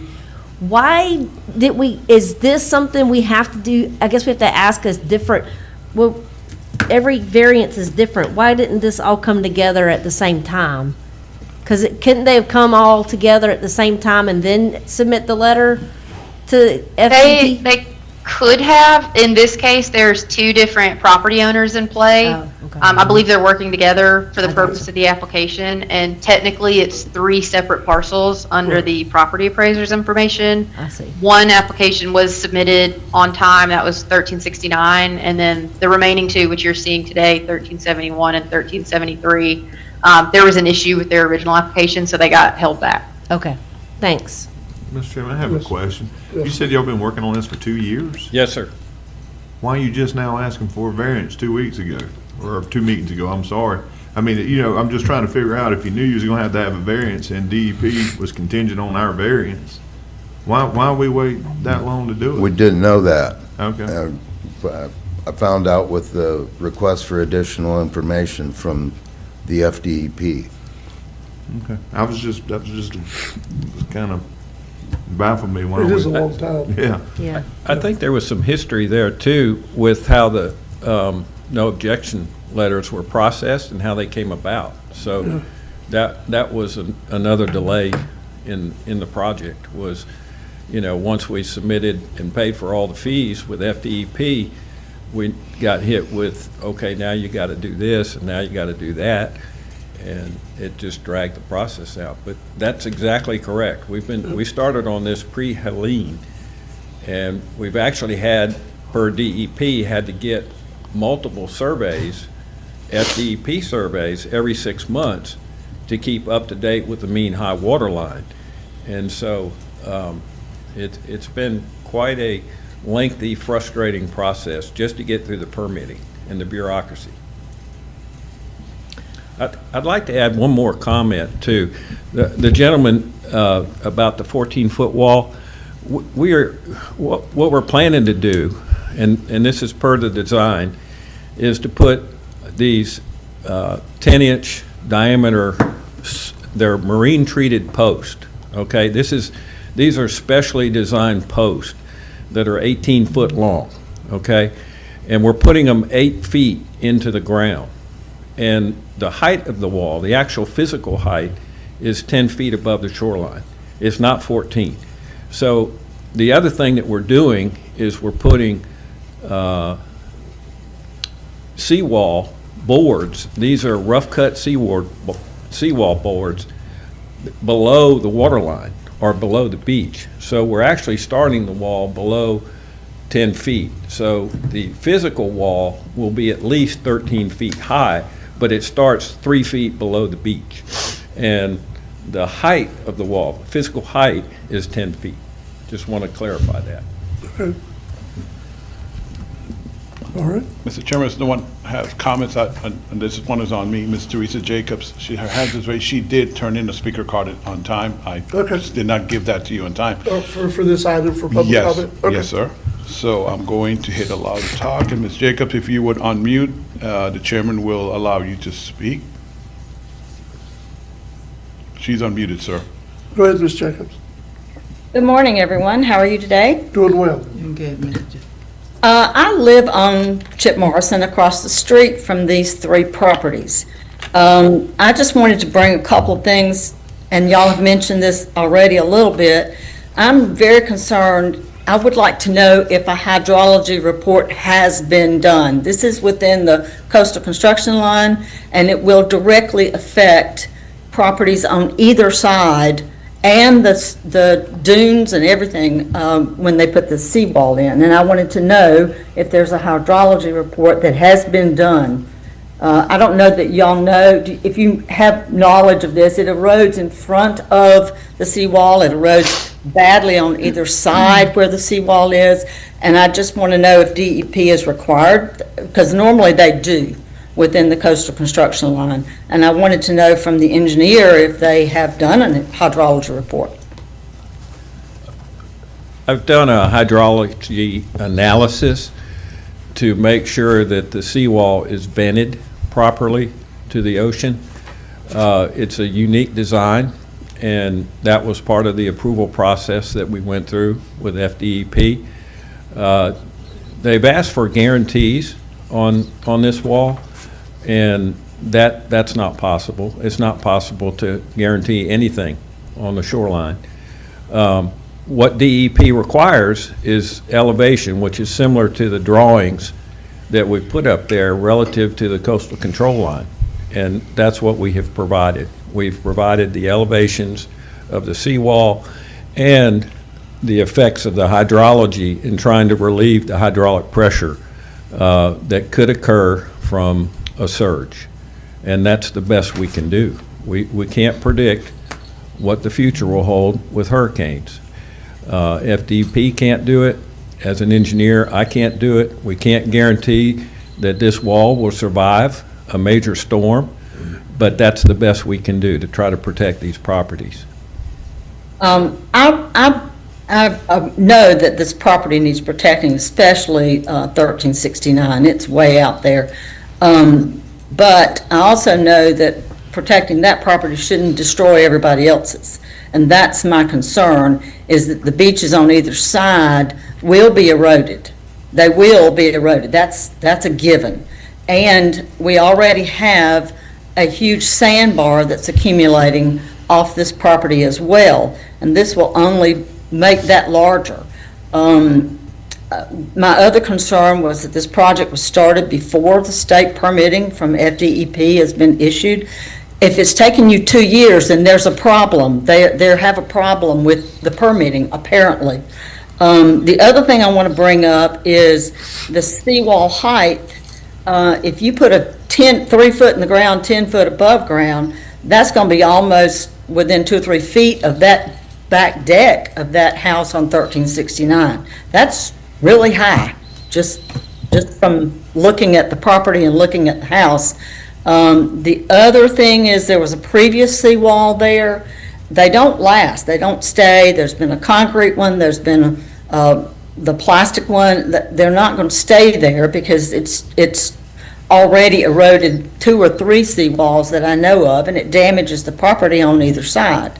The other thing that I'm concerned about is our turtles. I've been on turtle patrol as well as Mr. Berry, and we have turtles that nest right there where you're putting the seawall, and you're going to dig down into the sand 3, 4, 5 feet, whatever it was you said, and that's going to really change the dynamics of the beach right there. And we just had sea oats planted across all those 3 properties, and they're being destroyed by all this construction as well. I'll just add a few more comments to that. One of the criteria that FDEP asked us for was to obtain permission from the adjacent properties. That would be the property east of 1369 and the property west of 1373. I have obtained written permission, we have, Backroads and myself, to put this wall in and try to mitigate the effects of any kind of surge that would affect the properties east and west. And I've got that written permission, and we understand the turtles. The Blankies' brother owned the property west of 1373, and I've been in constant communication with the homeowner that's on the east side and trying to come up with a plan to mitigate any effects of scour around these properties at the time of a hurricane. And that's the best we can do. Now, regarding the CO plantings, none of the homeowners knew that that was occurring. And so that was a surprise to us that that was done. Again, we weren't trying to stop that. We weren't trying to do anything that would be contrary to the turtles. And we understand that the situation fully, I assure you. We really understand what's going on with this beach. Well, I know that we already have serious erosion problems, especially to the east of this property, of these three properties. And to the west, the brother-in-law that is the brother-in-law to the 1371, 1373, has a lovely dune, and his property's high, and those 2 or 3 houses right there will be impacted by the movement of the sand from the seawall. You know that. Ms. Jacobs, you are under public comment. Yes. Well, I've requested to speak on this Yes, particular. ma'am. You did. But I mean, anyway. How many more Okay, questions that's all I do you have to say. guess I is just what I'm wanted trying to find make out. sure that the board was aware that this will cause an erosion problem, that they do not have currently a DEP state permit. If they've been working on it for 2 years, there might be a reason why.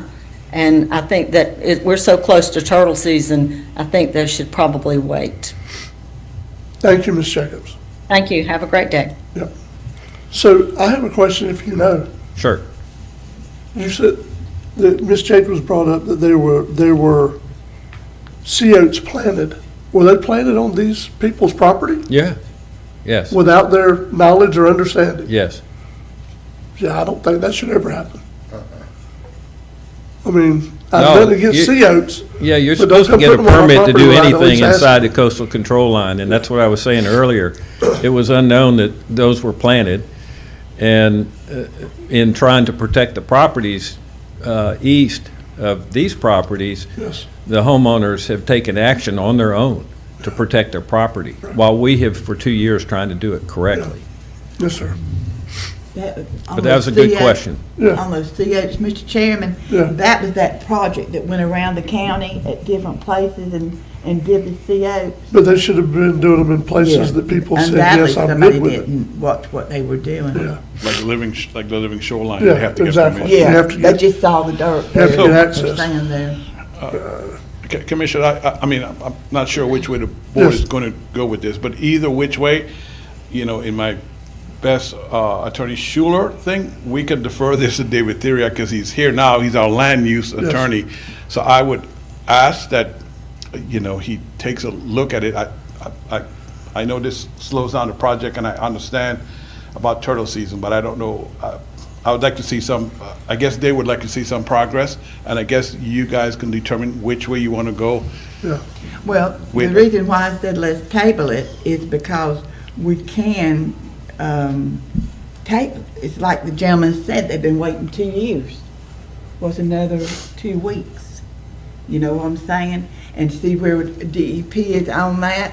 And if you don't mind, Mr. Chairman, I'm going to read the recommendation of the planning and zoning in the record to where we can have that. I know we see it, but it says the recommendation is contingent upon all required permits being obtained as the project is within the coastal construction control line and should be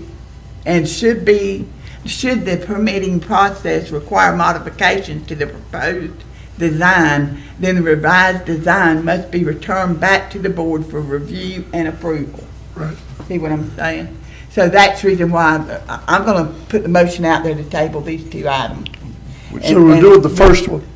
You're doing A first. You can't do both of them at one time, not on variances. Oh, we gotta do usually- one. Well, you don't do that on variances. We usually handle one at a Sorry, time. Mr. Chair. Oh, it's okay.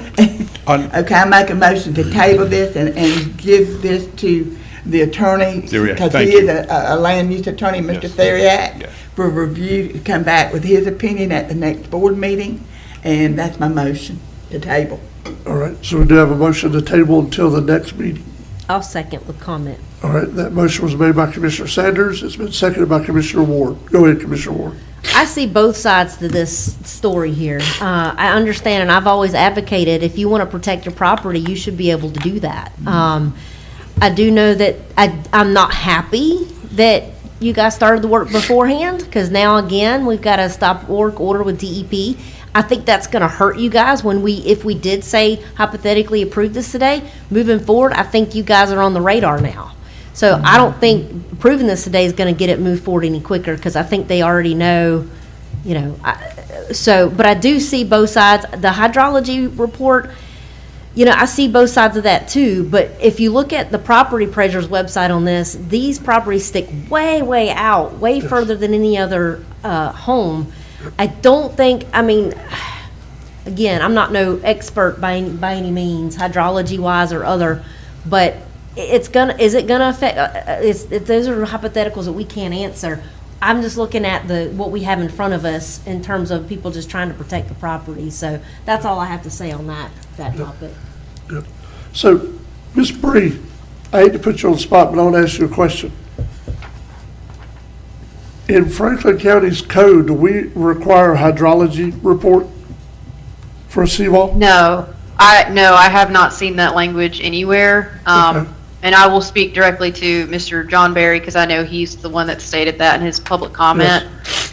We discussed this on the phone. That does not appear in Franklin County's code. That is something we typically look to DEP for, if they were going to ask for it. All right, that sounds good. Any other discussion before we vote? All in favor of tabling this to the next meeting? Any opposed? That's unanimous. Now with 1373, it's pretty much the same variance, the same seawall, the same facts. Okay, I make a motion to table this and to ask the attorney his opinion on it.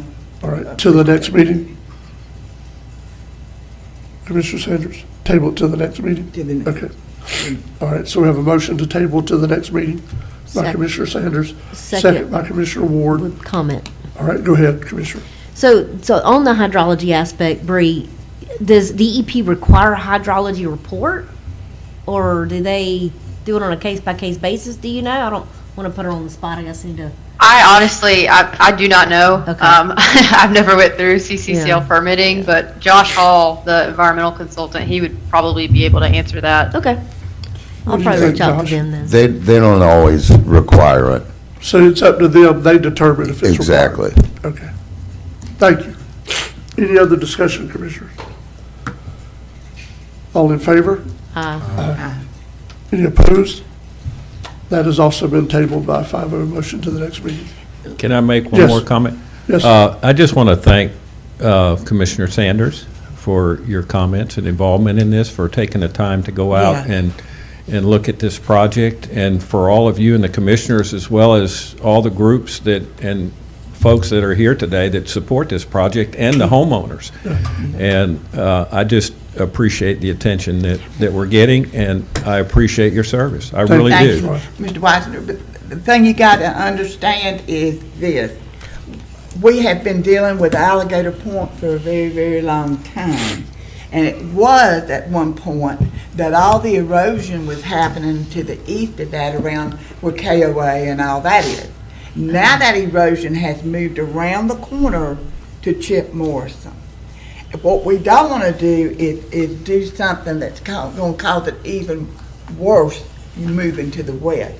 So if you look out there and you're going in there and you look across the harbor, Alligator Harbor, toward Leonard's Landing, and you look toward St. Teresa, you see that spur coming out there? That is all that dirt, all the sand that Franklin County has put in front of the KOA to try to keep that road together for, 28 years. So that's what I'm saying. We don't have but one time to get things right. And if this causes a major problem down the line, they're gonna be looking at y'all. And Right. they're gonna say, okay, but now if you look at that house right to the east, that man, he said he wasn't gonna ever do anything about it because he was tired of trying to fight Mother Nature. And that's what it is, it's Mother Nature coming in there and claiming. No matter what man does, Mother Nature, she's gonna come and claim what's hers eventually. And win. But that's Good it. stuff. That's it. Well, thank you all very much, Thank and you. Thank we you. we appreciate any feedback. Yes, sir. that Thank you. can provide. Thank you. All right, let's take a 5-minute recess. We'll come back to you, Yeah. Mr. Rowe.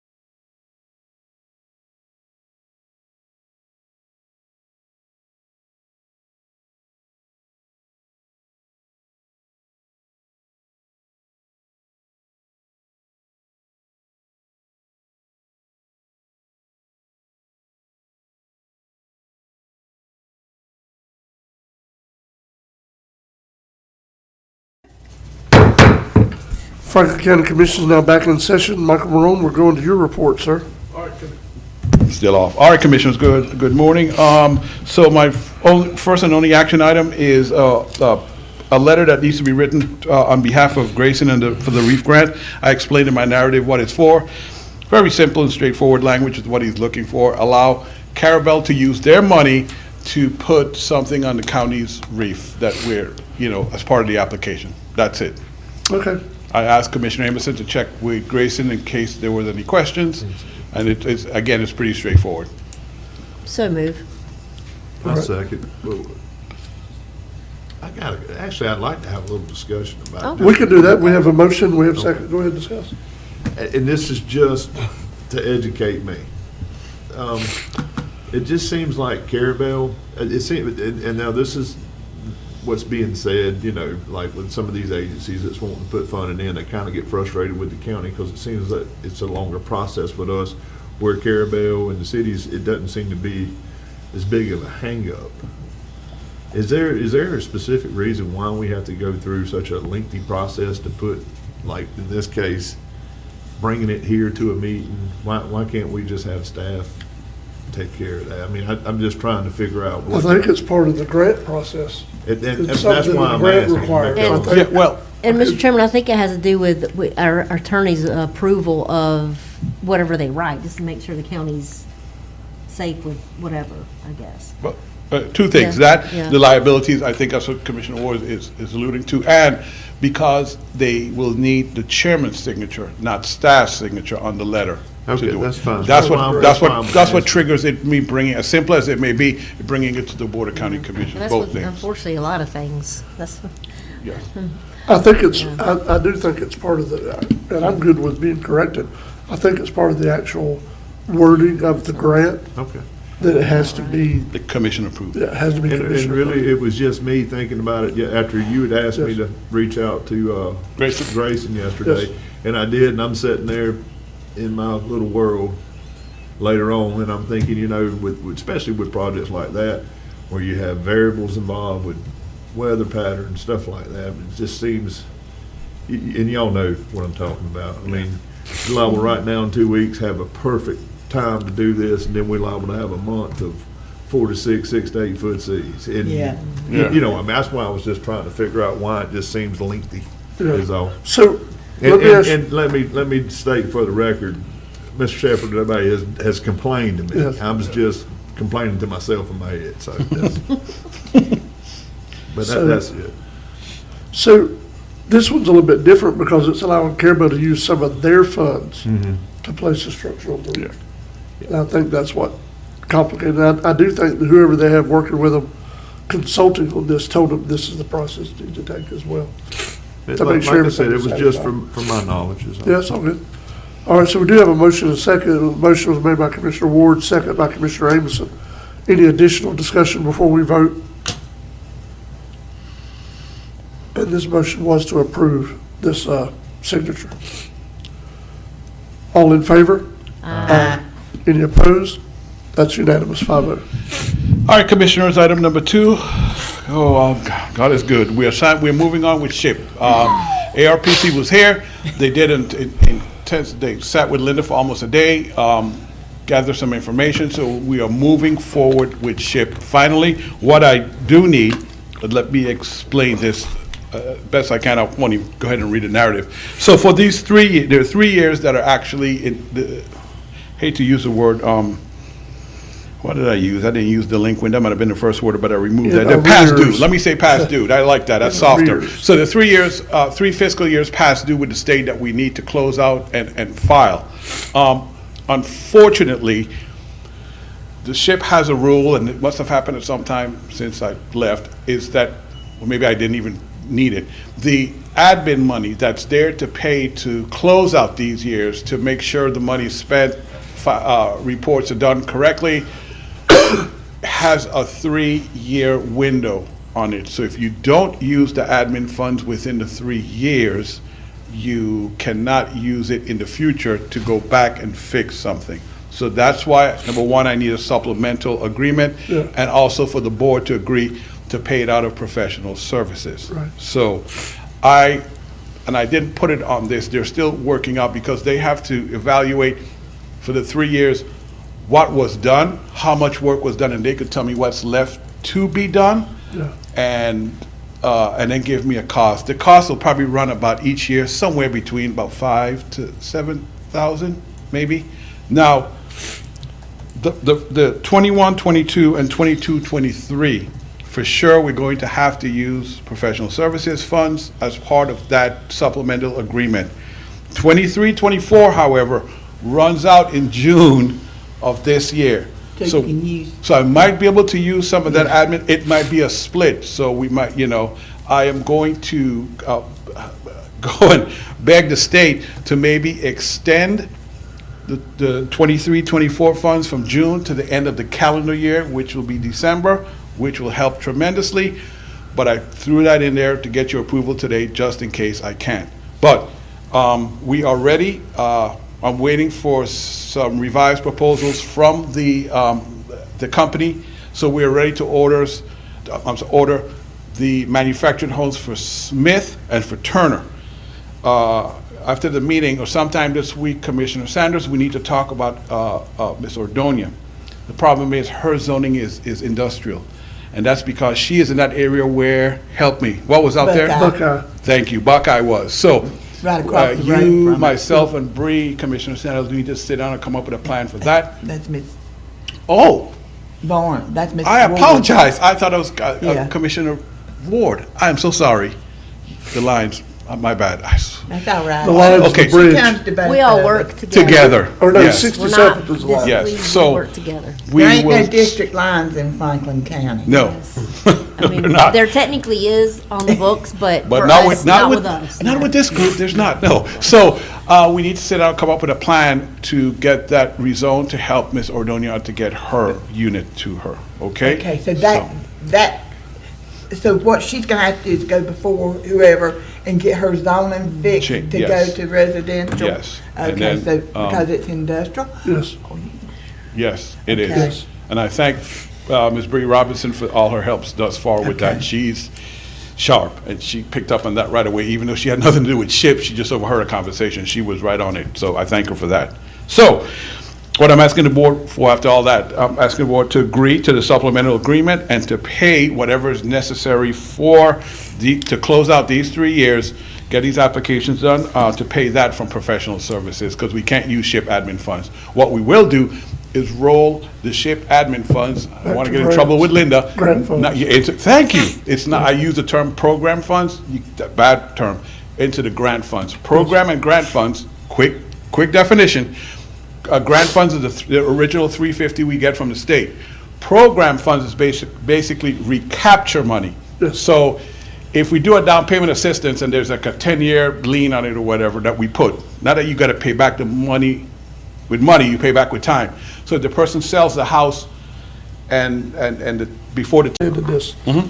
The money we could have used on admin for those years will go into grant funds and make it, there'll be more there to do work with. Yes, right. Okay. To address I'm the just- applications that we have All there. right. That's correct, sir. Just wanted to make sure we were all Yep. on the same page. And I also want to thank publicly, we're doing this now, because we call we say ARPC in general a lot, because they do a lot for us, but Carolyn and Stacy, I mean, they spent 2.5 days here, and they were at it all day long. So I want to thank them too publicly, Commissioner. Good. All right, any additional discussion before we vote? Mr. Chairman, I want to get this done and over with. I know it's Yes. been a burden on the county, on our financial department people, and I've had people contact me consistently wanting updates, and I'm like, Yes. there isn't any. Yeah. We're still working on it. I want it done. Yes, ma'am. And I want oversight on it this Yes. time. That's all I'm gonna say. Yes. I know. Any We additional discussion? got burned before. I won't let that happen again.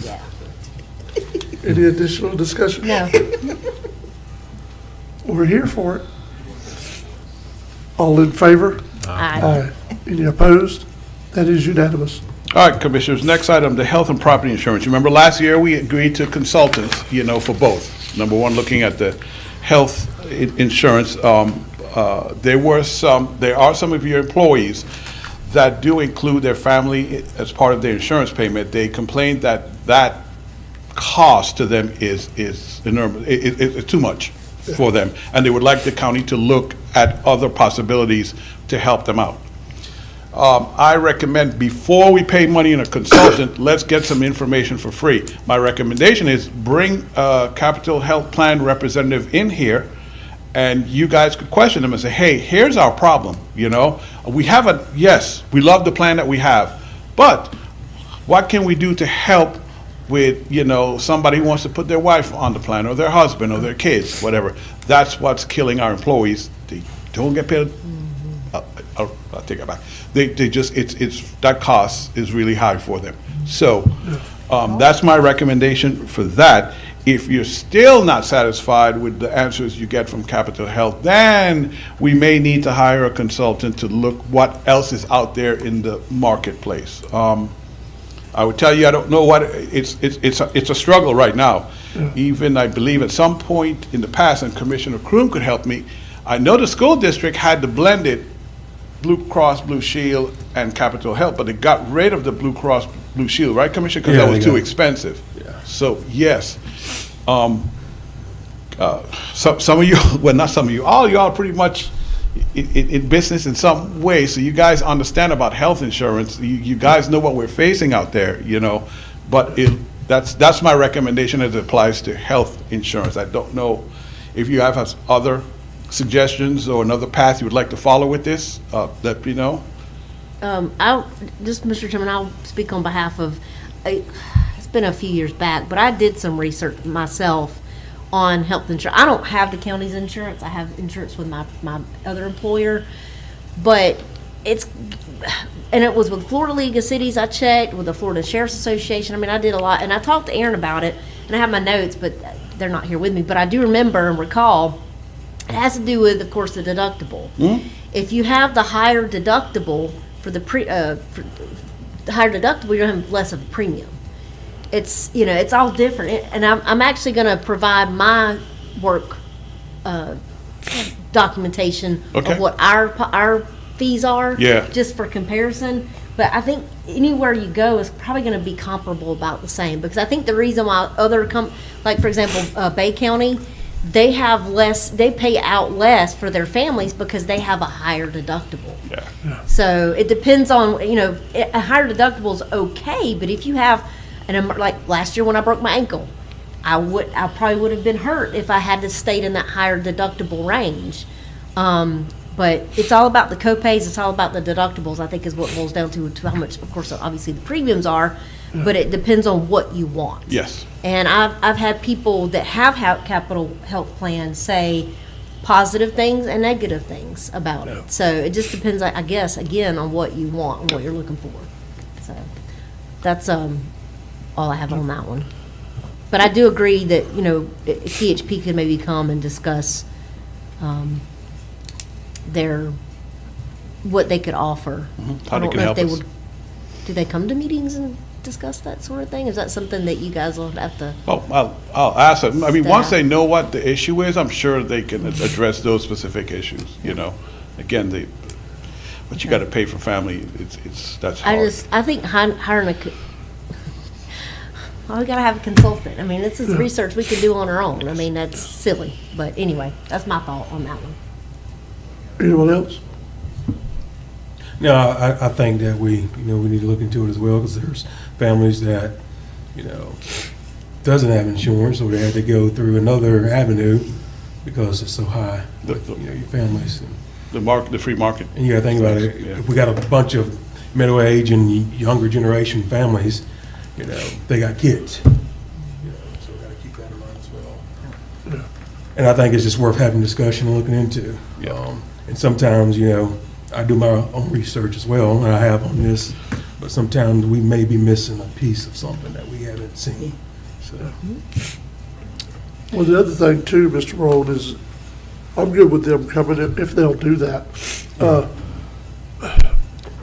To go off what our other commissioners are saying, the other thing I'm looking at is maybe one of our issues is we only offer one plan.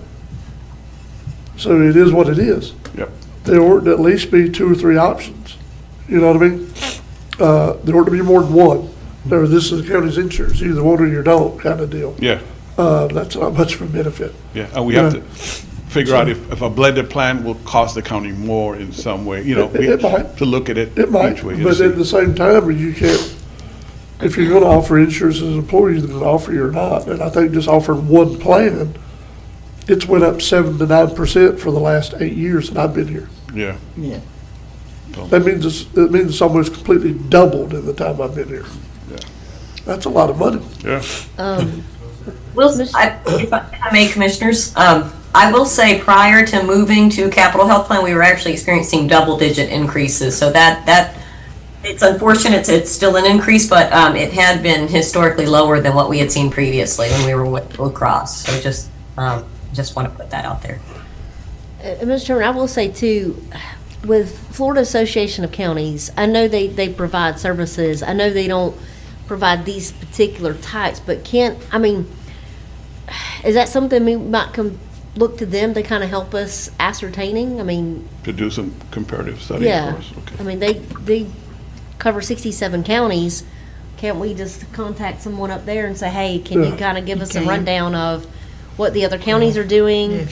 That way, that could be a kind of our consultant to look at what they have from the other counties. Okay. That's just my thought.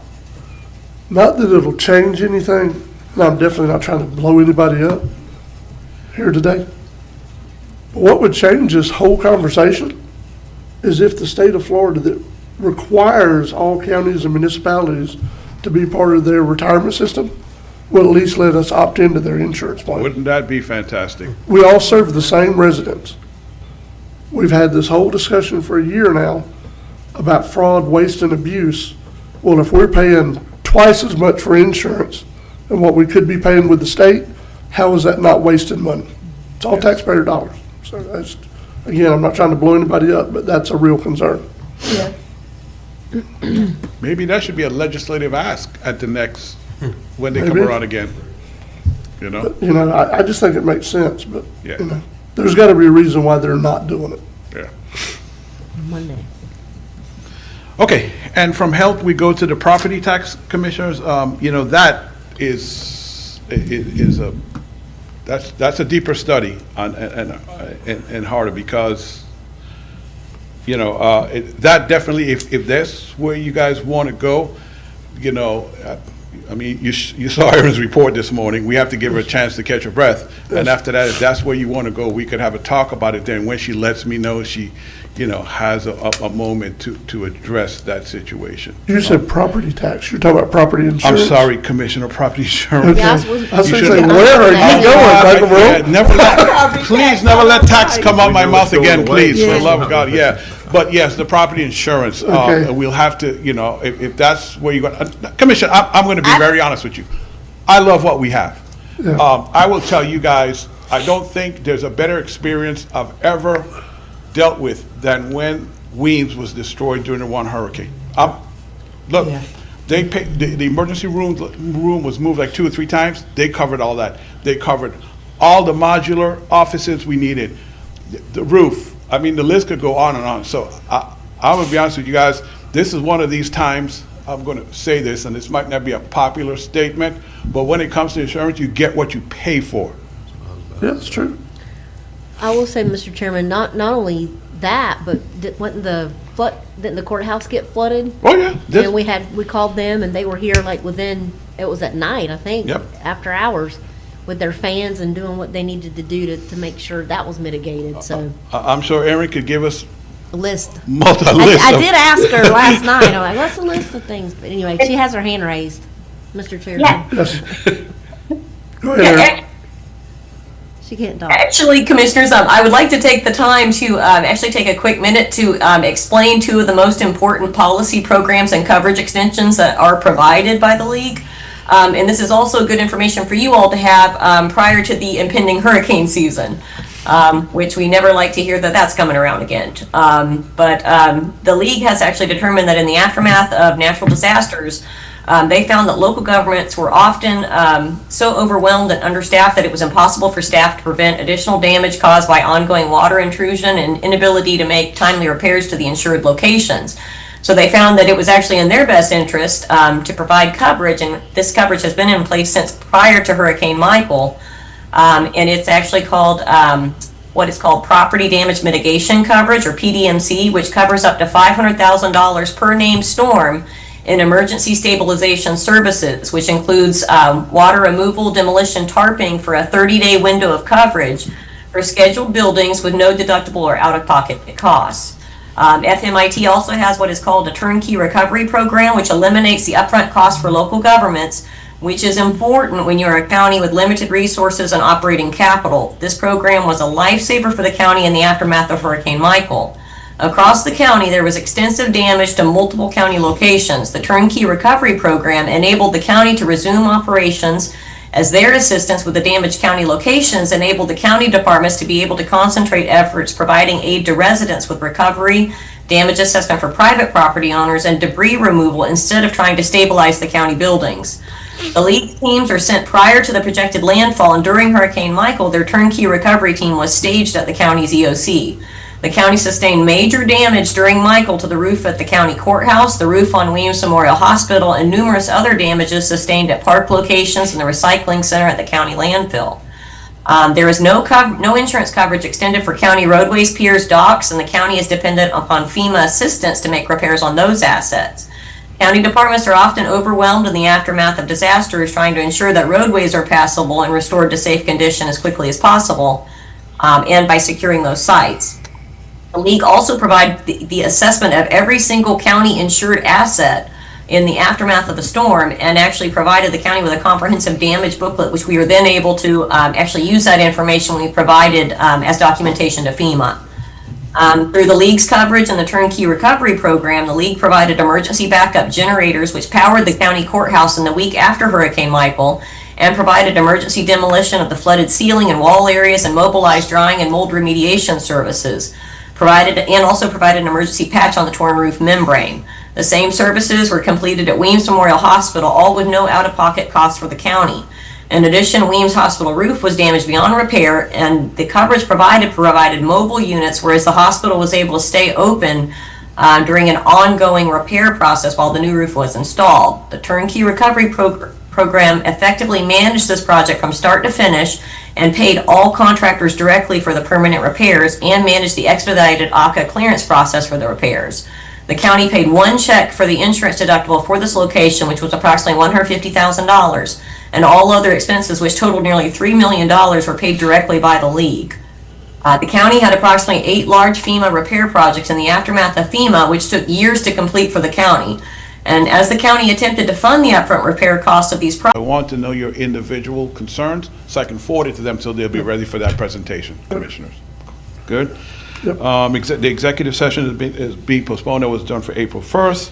The new these are all informational items. The new IFAS director, you've got the resume and the cover letter. That's done. Commissioner Chairman, congratulations. I guess you were voluntold on another particular committee, but that's good. That's a good one to be on. The consortium. No.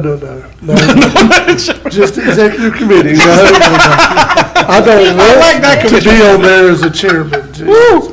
Well, she's trying to put more on you. Yeah. I'm playing with it. That's why I look so surprised. Yes. And the transportation disadvantage campaign, Mr. Chairman, would you explain that a little bit more? But it's very important, and it's as simple as checking that box when you renew your tags. Yes, so there's a place when you're doing your thing for your tag, or they should be asking if they're doing it for you.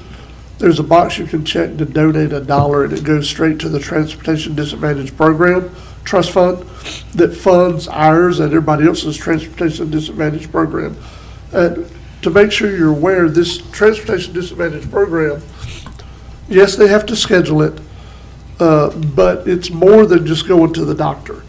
You can do Transportation Disadvantage for going to the pharmacy, going to the grocery store, all kind of different things that are available. They're also talking about maybe sometime in the next year setting up more of a public transportation, like we're going to be going from here to here on scheduled routes and try to, because of the ones that are more popular routes, and try to actually, in other words, we're leaving at 10 o'clock, we're going, you know. Like a bus route. Almost like a bus Wow. route, yeah.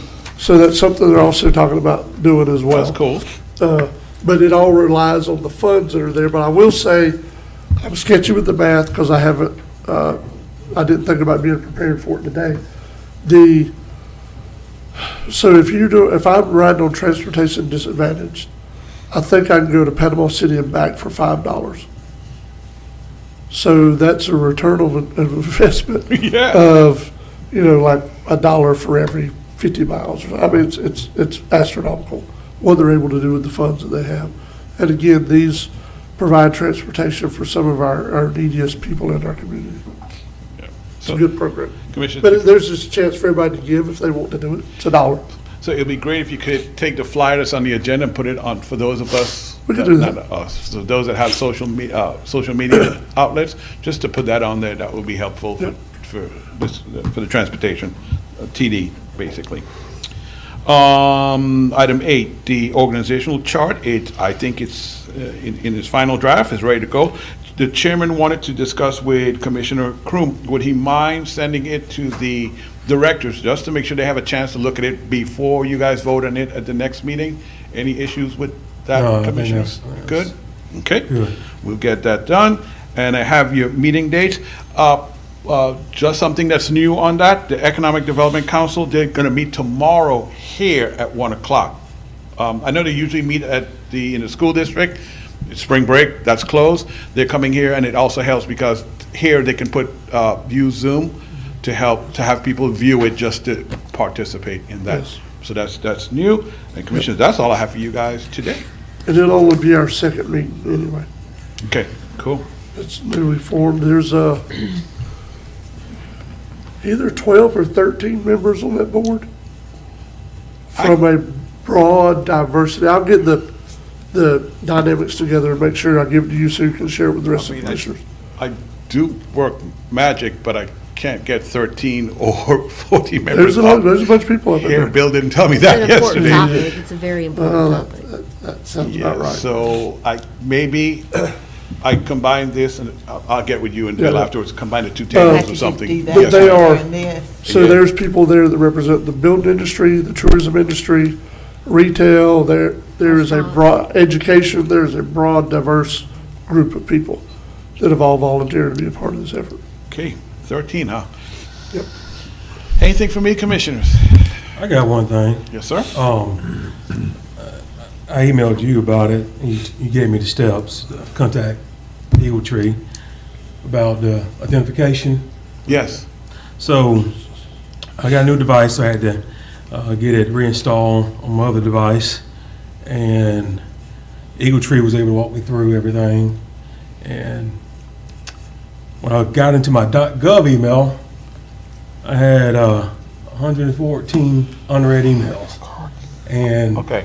out of 114, there was 20 that was from people that wanted a response back, because I usually respond back. And amongst 20, I think there was like 5 from staff that I missed. So that's because people sending the email to the .gov instead of .com. Yeah. So my question is Yeah. there any way that we can get Eagle Tree to run .gov in the background and vice versa? What- So we okay, won't- so what- this won't happen? No, what, He's gonna have to do what I did, which is not, Mr. Chairman, sorry. You're good? So, we've all been having trouble getting our emails. We got .gov.com. I went to Eagle Tree and they put both on my iPad and my phone. But the problem is I have to go to 2 emails Yeah. to check. And sometimes they are repetitive, so I'm responding to the same email twice. yeah. And then you have to put in your password and the authentication code. I mean, I'm all about security, but it's pretty bad when I can't even get my own stuff. But I think that's probably what he's going to have to do, but we need to eventually merge the two. Thank you. Because it's too much of trouble for me, because I've got 2 icons right now, and I have to go to both icons and look at my emails. And I'm getting stuff from FDOT on my .gov, Yeah. but I'm getting other stuff on my .com. You're absolutely correct. They've been working in the background, and we paid for some software for 2 things, to get the merger going and get a better archive system for .gov. I will talk to Kevin and Casey and find out where they are with that, because it's the 5 of you plus Aaron that needs that done. And when I say merge, I mean not a forward. They're supposed to be merging where all your folders will be moved. Your .com folders will be moved to .gov, so you'll be using one email for all communication henceforth, because that's what is required. And I don't want the chairman to jump on me again, but that's what's required security-wise, that we're all supposed to be on .gov. You know, there's enough statutes, state and federal, about that. And that's why we went through the trouble to make this move. But that merger has to be, I thought they were a lot further than they are. I thought they've been contacting you guys. I'm sorry for not double checking on that, but I will. So Friday evening, you know, between 8 and 9 and 10 o'clock, I'm going through all these emails and responding to people. And a couple I got to call because they haven't responded back to me. Yeah. Probably mad at me. Yeah, I'm sorry. I apologize for that. I'll get again with Kevin. And the reason, Commissioner, I'm sorry, I don't mean to cut you off, but I'll lose my train of thought. I apologize. The reason the staff does it is because we're all in .gov. So Microsoft automatically goes to your .gov email when we're sending you something. We have to go through an extra step to not use the .gov and go to .com. I will have the staff double check when they send you an email. You know, make sure they're using the .com until your emails are merged. And hopefully that won't be much longer, because they've been working on it for a few weeks now. Yeah. So, yeah, I apologize for that. Then, you know, while we're talking about emails, you know, I was going through the emails, and like our county offices or county staff, we got, in essence, 5 domains that we're using. You know, you got people using Yahoo, Gmail, .gov, .net now. Yeah, I'm gonna be, we're not going there. Yeah. That's Yeah. a conversation. Needs to be one. Yeah, that's Yeah, it need to be one domain. You're So- correct. That's a conversation I've started to have with the road department. They switched to .net without contacting myself or Danny, so they can get on .gov with the rest of the county. So that's Kevin's and Casey's. That's their next step to go fix that. 'Cause So do they have to be in compliance as well, Yes. like us? Yes. Yes, they do. That's what I thought. Yes. Yes, they do. All your county departments. That's why we went through that big exercise that was, put some gray hairs in my Right. head. But yes, That is all I had. I'll get an update. Thank you for, I'm sorry about that. Thank you for telling me That's all, that, yeah. Commissioner. Can I bring something up Yes. underneath Michael, but it's just informational type thing? Well, you know, the sheriff's department deployed the barnacles. So Major Seagree has contacted us and let us know that it had been deployed 7 times, and it was replaced safely and successfully back in the box. And they enhanced the no parking information around the point. And also, they did there was some complaints about speeding and stuff, and they did a speed study. I just want to put this down here for y'all. They said they conducted a speed study between the 12th and the 17th of March. They had a total of 4,411 vehicles pass through the study area. They said vehicles traveling the posted speed limit was 2,689. Vehicles 1 mile to 10 mile over the speed limit, 1,593. Vehicles 11 miles and above was 129, and they had 4 vehicles recorded at over 51 miles per hour. So they believe that they can fix this with enforcement. Yep. Doing enforcement and beef up the patrols and stuff. But he wanted the board to know. And I want to thank him for doing that, because it's a wonder sometimes all them cars going in there, and it's just like they put on brakes real quick when it gets down to Pine Street, because that's 30 miles an hour. It goes from 55 to 45 to 30. And when they get to that 30, they have to stomp on their brakes because they're down there doing surveillance all the time. But anyway, the barnacles are working, so we're paying for something and getting our money's worth out of it, hopefully. Great. Yeah, That's great to that's a hear. good thing. Mr. Chairman, one more thing. Yes. I'm not sure if it's coming to Franklin County. That mobile mammogram screenings, the bus is Yeah, coming. that's what I sent you. Yeah, No, it's just in Gulf County, but the reason I wanted you to bring it up, I forgot I meant to send it to you last night. So this is a little bit different than what's ever been done before. And I know this from the TPD meeting last week, Transportation Disadvantage. They're doing it in Gulf County. It is only today. It's for breast and cervical cancer. But if any ladies are found to have cancer today because of that screening, Yes. this is going to follow them all the way through with assistance with medical needs, That's good. with everything that they need from beginning to end. It's a little bit different than what's ever been done before. I even asked to clarify in the meeting last week that that's exactly what they were doing. They said, no, this is exactly what this is going to do. So I know it's late notice. I knew about it last week. I should have let you know sooner. But, I mean, knowing that it's going to have that ability to follow you if you actually do get diagnosed with cancer, I think it's a big benefit. Is this through the Department of It is through DOH? the Department of Health. I'm going to ask Sarah the next time this comes up. Yes. Let me know so We she can need make to know ahead a of time. full presentation. to I the wouldn't board. have known about it if I hadn't been at TD Yeah, meetings last week. interesting. That was Thursday, I think, don't Okay. forget Friday. All right, Commissioners, that's all I have for you. All right. Commissioners, y'all have anything for Mr. Morone? One more item Yes. concerning the Alligator Point area. They had a very, which could have been worse, car wreck up there Friday.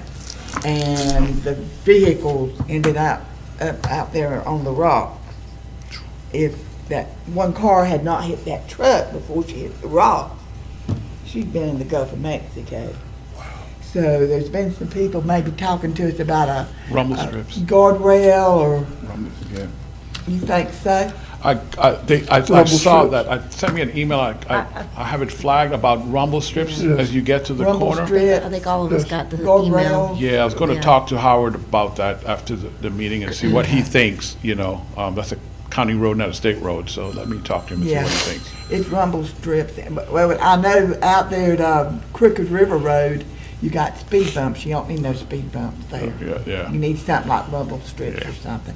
But I don't believe, you know, it'll help if it's human error. Mm-hmm. In other words, if you're doing something else, not paying, distracted drivers. Yeah. If you're doing something else, that ain't gonna help. That ain't gonna do That nothing is with not distracted gonna driving. So, I mean, there's only one thing, is pay attention in that area, because, I mean, we've dropped the speed limit from 30 to 25 right in that area, so, because it's on that curve. Would you consider, Commissioner, asking, like the group app to, would they prefer rumble strips or on each approach? You know, like, you know when we're coming down 65, the blinking light telling them Yeah. that, you know, a But they're dangerous saying curve is blinking coming? lights, rumble Yeah. strips. Okay, see which one is, let's start with the blinking light before we, rumble strip is a big, you know, some people complain about what it does to the front end of the car or whatever. Which is why we don't have speed bumps. Well, you know, 'cause speed I've bump. already- So let's start with a warning light that flashes, maybe one that when, just like coming down 65, when it senses a car approaching, it starts to No, flash. no, it you flashes know. all the time. Oh, it It does? does. flashes It I thought it was does. when it senses a car. Okay, good. Well, rumble strips will make them get off their phone. That flashing light don't, Yeah, Yeah. that's true. because that's probably about where 90% of it is. Yeah. So, Oh. yeah. So, let's have a talk to apps. Yeah, and I'll bring it up when I go to the APTA meeting in April. Okay. I'll bring it up and ask their See what they opinion. prefer. Yep, and let And me see know. what they prefer. You know, my thing would be about 3 rumble strips. Yeah. Because that flashing light, like Otto says, they may not see that flashing light if they're doing like this and just like that. But they'll hear that rumble strip. Well, they feel it too. They'll feel it And it too. won't mess their car up if they're not going 50. Exactly. Yeah, well, that's why the new Yeah. roads now have the rumble strips already in them. They Yes. have that machine that they'll do on the sides, like the new pavement over here, if you notice, in the middle and on the sides. Yes. So I don't know if that's something we might could do too, instead of rumble strips themselves. Because they Yes. actually ran off the road, right? So Because, maybe yes. that would be a cheaper option. Yeah, what's, I don't know if Like once we you could go get in- Roberts and Roberts or That's some right. road paving company to rent a Probably. machine. That's why I was going to suggest, Yeah, you might yeah. want to talk with some of those road pavement companies, and they probably have a way of installing that. But Just wait- like they do on 65, because on 65, you got the flashing light, but doesn't it also have that? It has the Yeah. rumble Yeah, rumble strips, strips. yeah. That's Yeah. inside the pavement, it's not Yeah. actually a. yeah, once you cross over from Franklin into Gulf County, if you go to St. Joe, Yes. you know right Yeah, away. yeah. Yeah. And I think that's the standard now with any new pavement. Yeah. So it might be a cheaper, easier option to do that. Yes, Safety. less evasive too, that, Yeah, yes, right. okay. Yeah, Commissioner, if you would talk to Afton and let me know, and then we'll Yeah, go from there. We'll talk and get them, see what their opinion is, because they were worried about it, because, I mean, it was a sticky situation down there. And I talked to some of the first responders, fire department, they said the ambulance was right there in the middle. Good deal, good deal. And that makes a difference, being out there in the eastern part of the county. Anything else for Mr. Morone? All right, Mr. Theriak, you've been waiting patiently. Do you have anything that we need to discuss today, sir? I think he had it turned off. He probably did. It's all good. No, sir, but thank you for asking. Good morning, Mr. Theriak. Good morning. Thank you for being here, sir. So- Appreciate it. Yes, ma'am, my pleasure. Michael, I do have a question. Yes, sir. Before we get further in the agenda, and I did not catch it earlier. On our action item we did for the reef grant, Yes. is that good the way it stands? Oh, because. Because it's contingent on the attorney's review. I will, once the letter is finished, I will have Attorney Theriak look it over Okay. and send it to me, yeah. Okay. Because That's what I wanted to make sure. that'll take a few minutes to get done, maybe, Right. if not today, tomorrow morning. Okay. Yes, I sure will. All right. Anyone else have anything else before we go to commissioner comments? No. All right, commissioner comments? Mr. Chairman, I've got one. So I know that, of course, everybody's talking about the gas prices going up. I know there's been some questions, especially on social media recently, about gas prices and things. I just want the public to be aware that this board or these county commissioners or the county officials in any capacity has nothing to do with the control of gas prices. It is controlled by the patron that owns, I should say not the patron, the owner of that gas station. So for example, and I did some research on this because it kept coming up. Yeah. And I was like, well, who does control gas prices?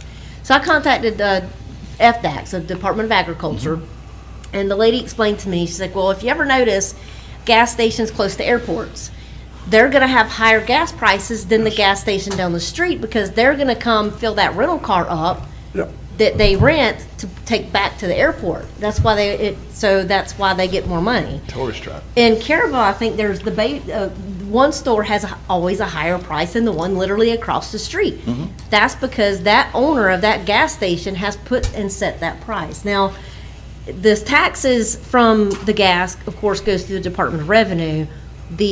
Of course, the maintenance of the gas in terms of the purity and things is the Department of Ag. And then the price gouging for any storm is controlled by the Attorney General. But I just want the public to know that we have nothing to do with setting gas prices. It's that owner of that gas station that sets that gas price. He can raise it, he or she can raise it, can lower it, and that's kind of where that is. And of course, I know it is based on the transportation into the county from wherever it's coming from, Yeah. the oil, gas company that's bringing it in. Mr. Chairman, if we did, would you entertain a motion for 99 cents a gallon? That would be nice if we could control it. I don't but- think we can do that. Just asking. That's, It would be nice if we could. And I know a lot of people say, well, they travel out of the county for fuel, and that's all fine and good. I mean, it's up to the consumer is what this young lady was telling me, it's up to the consumer to pick and choose where they want to fuel up their car. I know a lot of people go out of town, but I do also want to emphasize to the community that anytime people get gas in our county, fill up a boat, RV, whatever the case, that some of that money that goes to the Department of Revenue does come back to our county. Yes. That's how we get our roads paid. Paid. I know I just had 7th and 8th, and then Frank McCamey and Beacon done in my district. That's how those got paid for, is through that gas tax. Yep. So I just want the public to be aware of that, because I've seen a lot of information and a lot of miscommunication out there. So I just wanted to put that on the record so everybody would know. Okay. Any other Wow. commissioner comments? So while we're talking about that, I'll go ahead and bring this up because it keeps coming to me from different sources, not from one place. This county commission and our planning and zoning board, we don't have a master plan on what's going on what piece of property. And basically we pull a rabbit out of a hat and somebody buys a piece of property and like, what, you're the new proud owner of a McDonald's or a gas station or anything else. The owners submit to the county what they want to build. It is not up to this board of what's going to be built where. That's not the way it works. Yes. It's their property. They have a right to submit for what they want to do on their property and what kind of business they want to run. You know, it hadn't happened, I think, you know, but you have communities like over so in Crawfordville, there are 6 different auto parts in a half-mile radius. I assure you, that county didn't say, we'll put them all together. No, they want to do because they're competing with their competitors. That's what they're doing. So I think a lot of people either don't know or don't want to know, but when people are trying to develop businesses in our community, which is a good thing, it helps alleviate the tax base from all residential, which is the most expensive way to pay for a tax. Businesses can help offset some of that. And they're also employing people in your community. So there's a benefit to the whole community when you have people running businesses that are from the community. So not everything that comes up is a developer. Not everything that comes up is somebody else sitting here trying to come in here and run everything. Some businesses are being opened by local people. And, it's not up for us to say, well, we've got enough of those, you really need to open this. Yeah. It don't work that way. I keep hearing enough, I keep being asked enough by different people, and it seems simple, but I guess people just don't know that that's the way it actually works. We don't dictate what's built on somebody's property. We can't do that. Especially if it's zoned that way. Well, I mean, but Yeah. like I'm saying, so we got that dollar store in East Point, there was already a dollar store. When they bought the property, the county didn't tell them, this is what I'm trying to communicate. The county didn't say, okay, you're gonna be a dollar store. They decided that's what they wanted to do. That's what they bought the property for. Right, Or the county can't say you can't be a dollar store. right, right. Our goal, let me clarify. This commission's whole purpose is not to put people in business or keep them out of business. We're supposed to be neutral and provide an even playing field for everybody and a standard of how things should be done and how they should be approached, from Florida building codes to everything else. So everybody's playing by the same set of rules. That's our sole focus. Yes, you're right. Any other commissioner comments? All right, meeting adjourned.